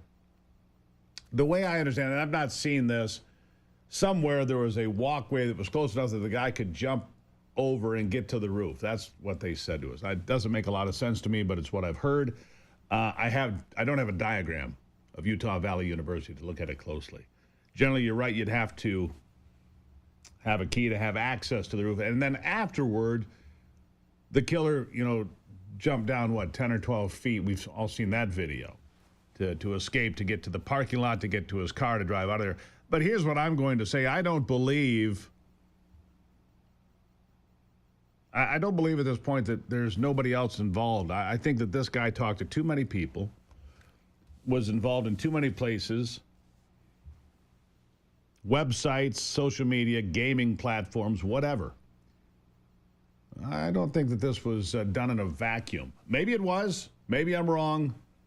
He used his grandfather's 30-06 hunting rifle, sighted in at 100 yards. There's no doubt in my mind he was trying to take Charlie Kirk's head clean off. Disgusting, but that's what he wanted. But the rifle at that distance hit low, and he obviously hadn't shot the rifle in a while. Anyhow, that's where I am with it, Vicky. Thanks for the call. Let's see, I've got Linda in Idaho. Linda, welcome to Free for All Friday. Thank you for being here. What's on your mind? Thank you, Steve. I'm really puzzled. Why is America so stupid to allow our enemies to be here, like the Chinese, the communists, the Muslims, the Marxists? And why are we so stupid to let them be in power? Well, you know, Getting- you'd wonder. getting There was rid of just them there's a too? story. There's a story anybody can go find on MichiganNewsSource.com. I'd like you to go look at it. The mayor of Dearborn, a Muslim mayor, told a Christian commenting at City Hall during a meeting there, city council meeting, that he was not welcome in the city with his Christian views. You can go find that. Just happened last week. Not welcome with his Christian views. I don't know. It's look, freedom of religion is a founding tenet, obviously, of the First Amendment. So telling a Christian they're not welcome at city council, that's pretty crazy. And obviously the open borders was insane, bringing all these people in. And you named about it, China, Central and South America, drug dealers, cartels, criminals, Venezuelans that were released from prison. It all happened. They can say it didn't, but it all happened. And we have criminals here running around. I want to know what happened in Pennsylvania. Still no answers. Who was this guy that was killing police officers? Why was the Mexican consulate called into play? I'm still confused about that. Haven't had a clear answer on that. Waiting. Don't want to make any jump to any conclusions, but it makes me wonder why that's happening. Meanwhile, and thank you for the call, all of you today. It's a lot to process every day, isn't it? It is. Appreciate you being here. What do we got up next? Steve I do it right there. There it is. Let's see here. Doolin. Doolin. That's what I'm looking for. Steve Doolin's coming up. And we're going to sort that out with him coming up. Let me just say thank you to all the great sponsors I have. All the great sponsors we have here that make it possible every day to share in free speech. And look, if I say something way off the mark, you know, I can get tossed off stations too. We try to be respectful. We might disagree, but I would never celebrate the death of a leftist activist. If somebody on The View got shot, I would never. I just think it would be awful. I mean, that's just an easy example. People that are obviously very far left, it would be awful. Would never celebrate that. And that's why the left has lost the argument. They come out there and they see these people, ordinary people come out and see people dancing on the grave. They're just like, wow, I can't support that, right? Cannot support that. As part of the program brought to you by PuroVet. They're part of Puro Clean. It is a restoration company. I had a house fire in a rental house. You probably knew that. And Puro Clean's veteran initiative, PuroVet program, is there to help veterans with their life after service. They say it deserves opportunity, ownership, and purpose. I agree with all those things. Puro Clean has been wonderful to work with. Remarkable. If you're a veteran or if you know somebody that's a veteran, go to purovet.com. Go to the front of the line. They're actually going to pay some of your fees. Make sure that you can become a business owner. Right? Take a break. Be right back with Doolin on the Steve Gruber Show.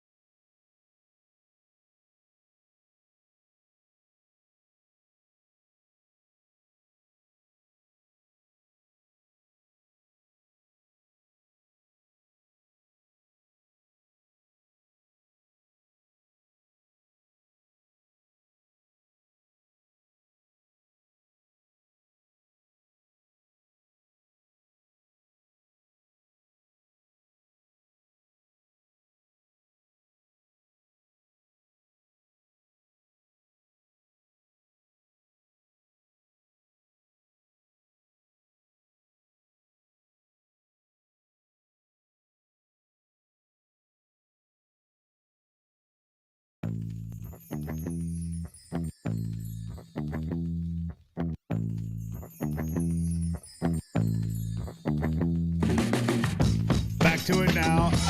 We're working our way back toward normal. It's going to take a while. Obviously, the funeral for Charlie Kirk, the national funeral, coming up Sunday in Phoenix, Arizona at the Cardinals Stadium there. The threat assessment there, the Department of Homeland Security has designated the upcoming funeral and memorial service for conservative activist Charlie Kirk as a special event assessment rating, SEER level 1 event. Same as the Super Bowl. It's a big, fat, soft target is what it is.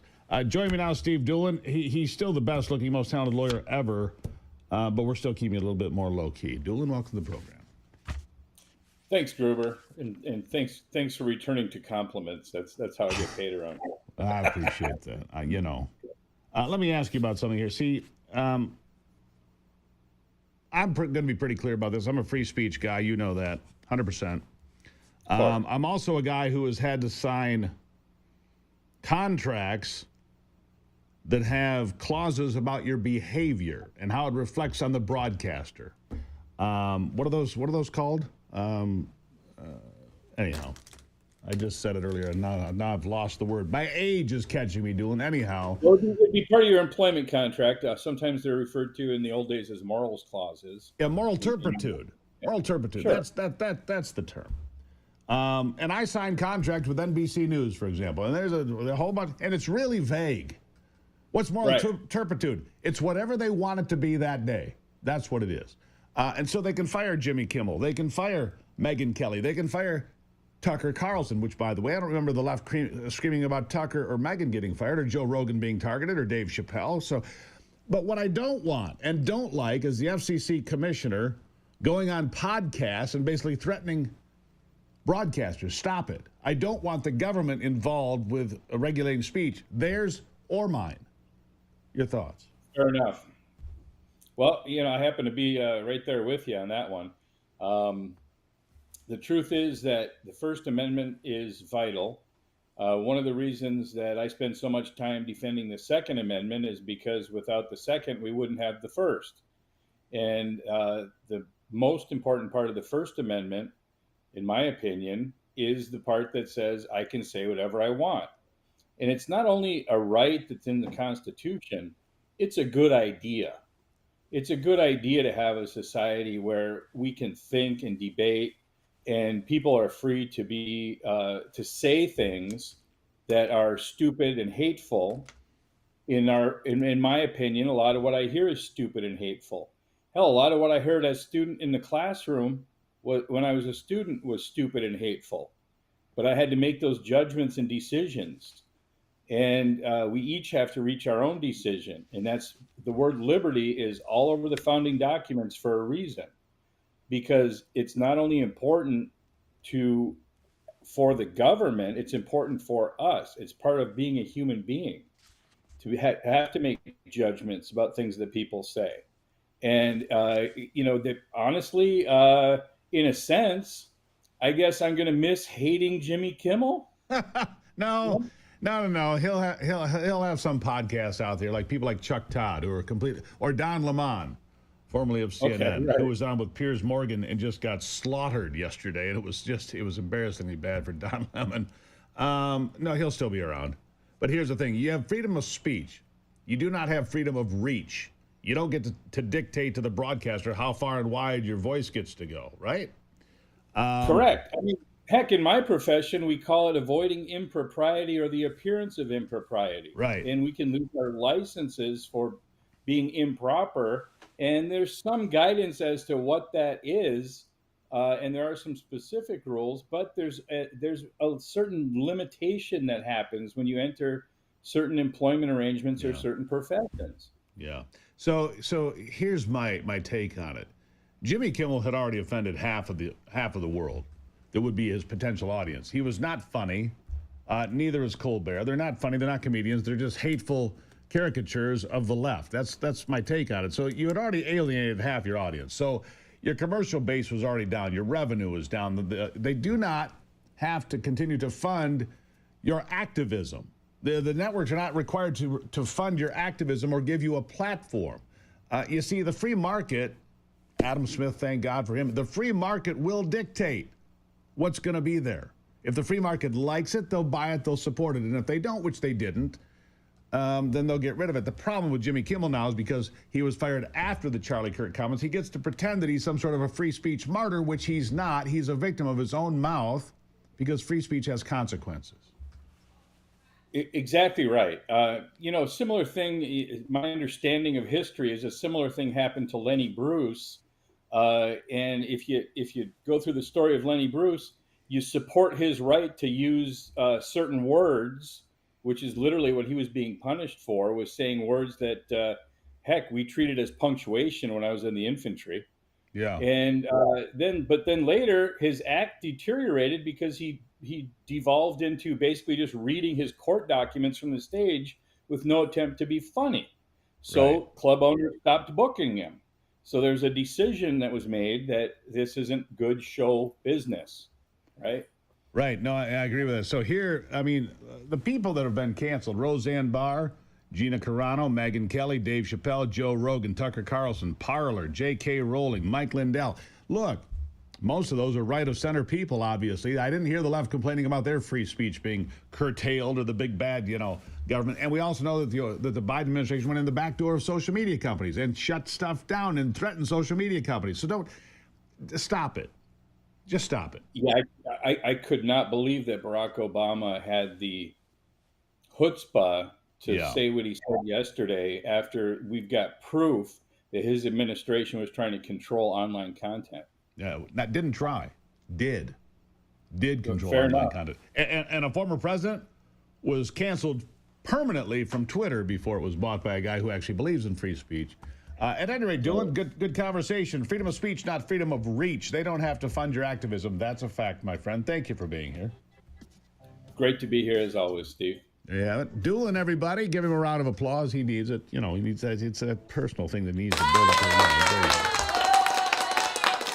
I got to make sure he feels good about himself. All right, we'll be right back. It's the Steve Gruber Show.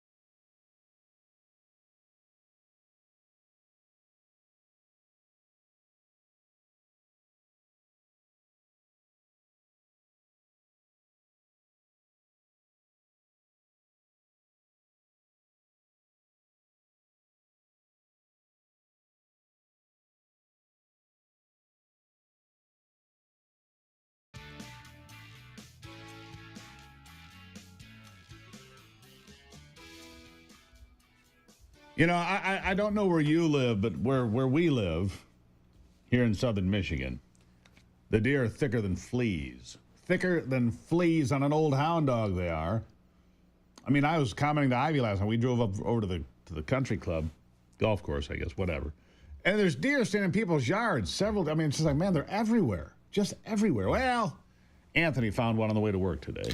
But he drives an S10. He's kind of a classic guy. He said the S10 didn't even flinch. He felt bad for the deer. He went back and looked. The deer did not make it, right? I mean, it didn't make it, right, Anthony? It did not make it. The S10, though. S10 made it. It made it. Did it even break a headlight? No, nothing. Well, it's the ZR2, so the front bumper it's a little higher. It's like an extension. It's higher, and the front bumper is beefier. It's steel. Yep. So back when they used to make steel bumpers that would actually take something and not wreck the vehicle, where they're all plastic now. Yep. Well, anyhow. But last time I looked, and I don't know what the numbers are now, 75,000 reported car deer accidents a number of years ago when I looked at Michigan. And those are just the reported ones. Those aren't the guy coming home from the country club who had a couple of beers and doesn't want to call the police or whatever, right? Or doesn't have a driver's license or doesn't care enough about the vehicle or whatever it might be. 75,000 reported. This is why the insurance companies would prefer that every deer was deceased. They would. They'd like to kill them all. Because last time I looked, I know this number's got to be higher now. The average car deer accident produced a $4,000 repair bill. That's been years ago. I'm going to have to look that up on Grok. But, I mean, at least you didn't hit a big buck, right? That's good. Yeah, yeah. Unfortunately, it was an adolescent deer also. Yeah. Spots? No spots. No spots, just a youngster. Yeah. Or a young doe, if so it is. Anyhow, I'm glad you're okay. I'm glad the S10 is okay. I mean, it's Anthony's pride and joy. He drives a classic truck, and he loves it. And you know. Just did some work on it yesterday. Yeah, always. The Red Rocket. What's that? The Red Rocket. The Red Rocket. There you go. There you guys. No, if you want to pick up a deer, never mind. You can leave the deer be. Ivy is up next. She's going to be with us for a half an hour. How about that, Ivy Watch, folks? There you go. She'll be up right after the break right here on the Steve Gruber Show.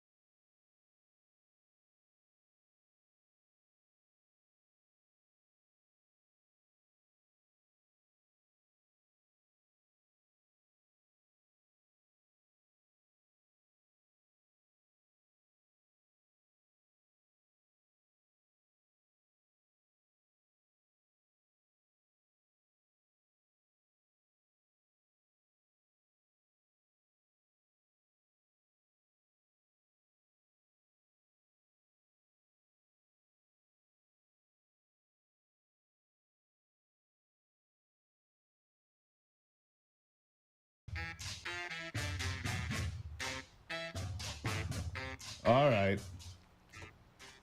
Here we go. Look, it's Ivy, everybody. Look at that. She pops right up on the two screen. No introduction necessary. There, Ivy Watch. People are like, yay.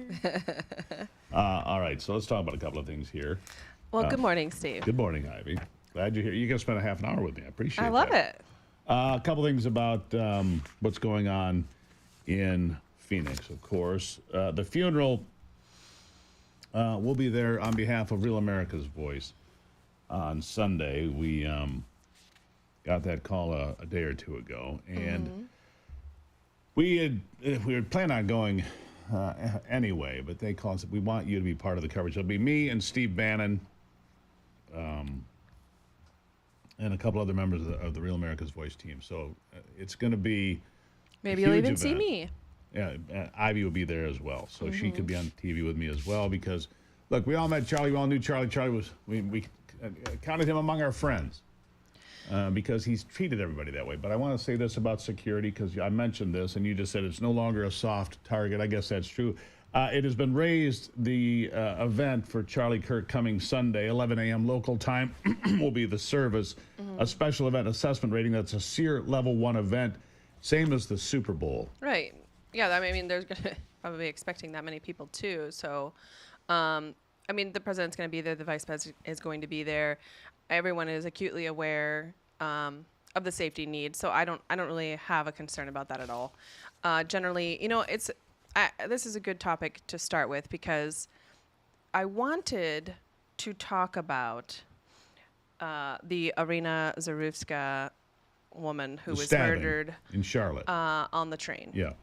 And we got, and I had been thinking about this, talking about this before Charlie Kirk's murder, because it really, for me, before President Trump was elected, I talked a lot about safety and security in this country, especially as a woman, okay? And I think that as a woman, and for women out there listening, you really need to take your personal safety seriously. I don't know whether these recommendations I'm going to go through would have helped her or not, but it's important to, if you are by yourself, you shouldn't have headsets on. You shouldn't have headphones on where you can't hear anything around you. You shouldn't be, and I'm not saying this is her fault in any way. I understand that. I'm saying people, not only women, but men too, you need to be aware if you're out running for a jog, or if you're out jogging, or if you're out walking at night, or if you're on a subway, or wherever you are, you need to be able to hear what's going on around you. You need to be able to observe what's going on around you, to be aware. I mean, there are dangerous people out there, and as a good person, you think that you're going to be safe, everything is going to be fine. But in reality, you still need to take your personal safety seriously. So be aware. Don't have headphones on. Like when I was an avid runner, generally I was doing, a race a year. When I ran generally with one earbud in, or, now I have a headset where I can hear, like especially for traffic and things like that. Just yesterday, Steve, you and I were driving home from the gym, and you saw a woman who was on her phone, looking at her phone, down on her phone. How many times do you see this? Yep. People walking like this, or they have their headset on, or they're like this. They have no clue what's around them. She ran into a pole. Walked into a pole. It was right there on the campus of Michigan State University. We're driving through one part of East Lansing there. Bam! She hits a cable, then runs into the pole, and she looks. Right. And it's like weird. And we also know of a young lady, and this is probably true for a lot of people. She was looking down at her phone, she was on campus, on a college campus. Yeah. She walked through two vehicles, was not paying attention because she was on her phone, and she was hit by a car. And now she had a catastrophic brain injury, will never be the same. TBI, traumatic brain injury. That's right. True. And think about all of the deaths that have occurred because people are on their phones and they kill someone or they kill themselves. You really, really, really have to take personal safety seriously. And I hope that people really think about, whatever that text message is, it's not that important. Set it down. It's gonna be okay. But I worry about that for people being aware, and also just how sad it is. I think it was such a, if you think of the picture of her that's gone around, I don't even think she realized, and she saw the blood in her hands, but I don't even know that she really realized what had happened.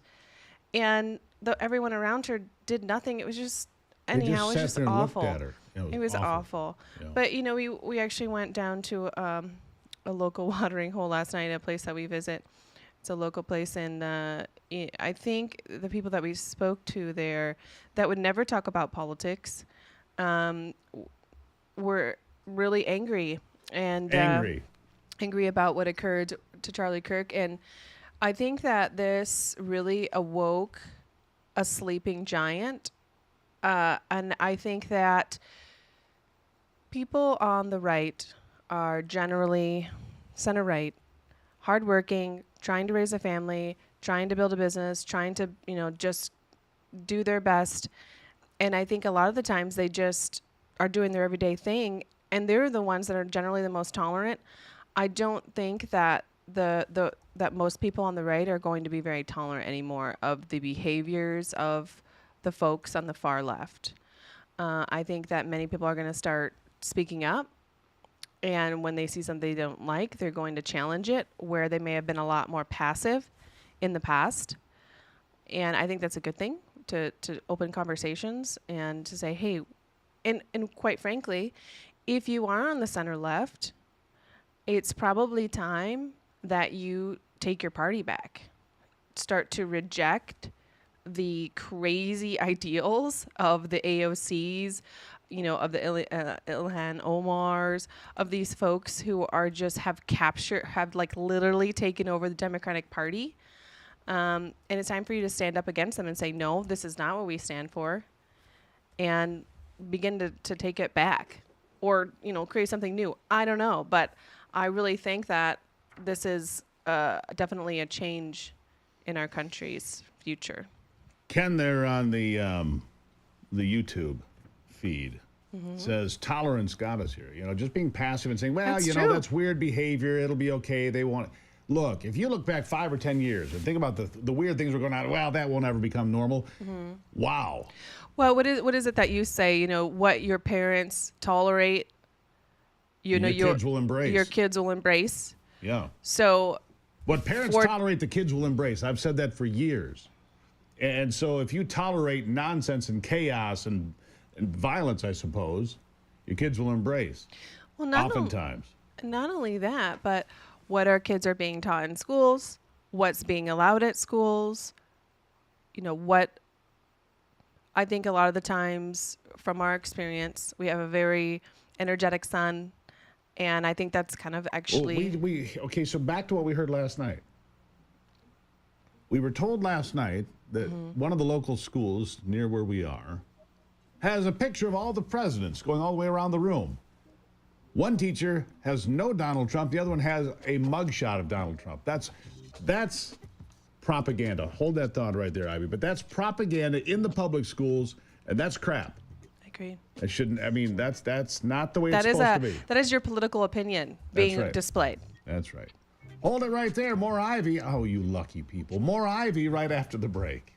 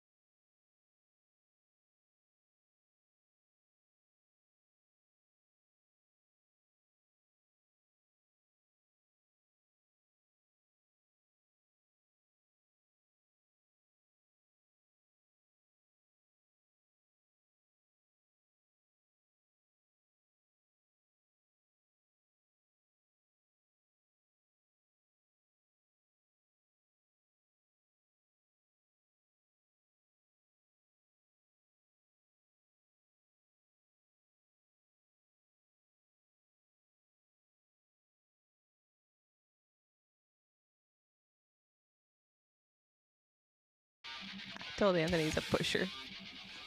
He's an enabler. Yeah. All right, welcome back to it on a Free Speech Free for All Friday. It's the first time we've actually had a good smile in a while. Look, well, we can't live in darkness. We have to live in the light, right? Anyhow, Ivy, we continue on as we plow forward because we have to, right? We have to. Yeah, and Steve, I want to say that I adore you. I love you. I am so grateful to work for you, to work together, to bring truth to the people that listen and tune in, listen and watch this show. I think that so much in our culture today, culture wants us to hate each other. Husbands and wives shouldn't get along, divorces through the roof. And I hope that we can get back to a traditional family that you're supposed to adore your loved one and your husband or your wife, and that's good, and that should be celebrated. Yeah, I agree. Very nice. Thank you very much. I love you too. So, I think about this whole cancel culture and the left. Oh my gosh, there's an hack, and they always are lock and step on what they say. We have this attack on free speech now that Charlie Kirk is dead. They're going to use it to suppress your speech, and I'm like, do you think we forgot the last many years of you guys completely censoring us on the right, on the conservative side of things? Hello. But I want you to listen into AOC here. Anthony, play that. Tucker Carlson is out at Fox News. Couldn't have happened to a better guy. What I will say, though, is while I'm very glad that the person that was arguably responsible for some of the largest, driving some of the most amounts of death threats and violent threats, not just to my office, but to plenty of people across the country, I also kind of feel like I'm waiting for the cutscene at the end of a Marvel movie after all the credits have rolled, and then you see the villain's hand reemerge out to grip over the end of a building or something.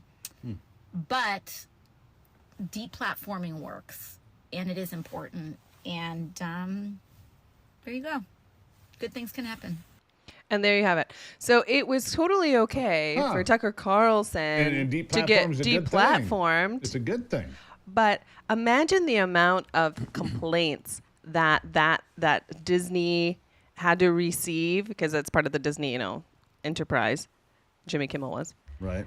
That they then had to take action to take him off the air.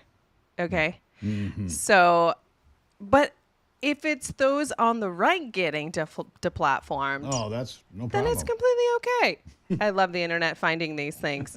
But, there is some... Axios just put out an article saying that her team is positioning her to run for president in 2028.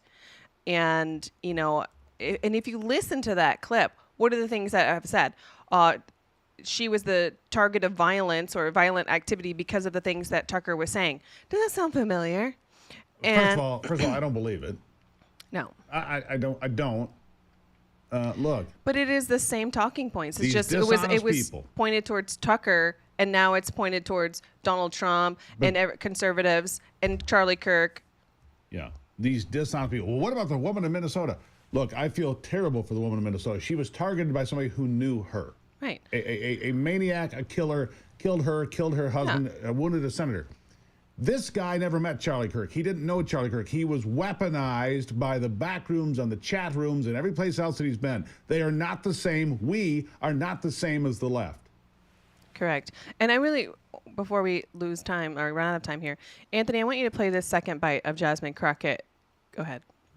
Just because someone has committed a crime, it doesn't make them a criminal. That is completely different. Being a criminal is more so about your mindset. Committing a crime can come for a lot of different reasons. Okay, so the stupidest thing I've heard all week is that. Committing a crime doesn't make you a criminal. That would it's be more the mindset of that would the be crime. the definition. You commit a crime, you're a But criminal. this is the kind of belief that allows the DAs, soft on crime DA, and judges and the Soros-backed judges in this country. This soft on crime is not okay. To be able to allow criminals, this guy actually that killed the young lady on the train. 14 times. Right.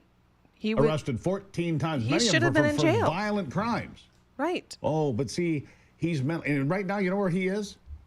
He's in a mental hospital for evaluation. We don't even know if he's going to go to trial on this one because of the prosecutor. Well, like Jasmine Crockett said, just because he committed a crime doesn't make him a criminal in their minds. Right. So we have to stop. We have to call it for what it is. A crime is a crime. And if you commit a crime, you're a criminal. And that is, again, going back to labels. All right, you need to say truth. Truth is they're criminals. Keep they right need there. to be. I'm going to find the definition. Define criminal AI. Yes, I love this. Anyhow, keep going.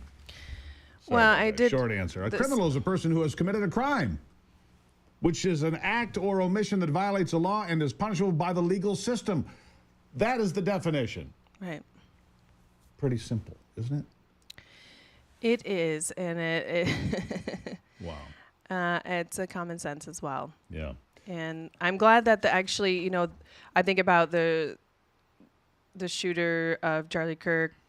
His mother actually was the one who said, "This looks like my son," and called him. Yeah. And his father agreed and he started said, asking questions I was for them sick to all turn day. in their son. Yeah. Encourage him not to commit suicide because that's what he wanted to do, and then go, "Hey, son, you have to go now face the consequences of your actions." Right. And knowing these parents that the death penalty is on the table and turn him in anyway. That took some real, let's be honest, that took courage on the part of the And parents. I want to say, I hold read that this. thought. Okay. Hold that thought. We're going to go to a break. We're going to finish the show with Ivy. You lucky people out there. You get all this Ivy. Of course, I'm kind of spoiled. I get it all the time. I'll be right back. Don't go anywhere.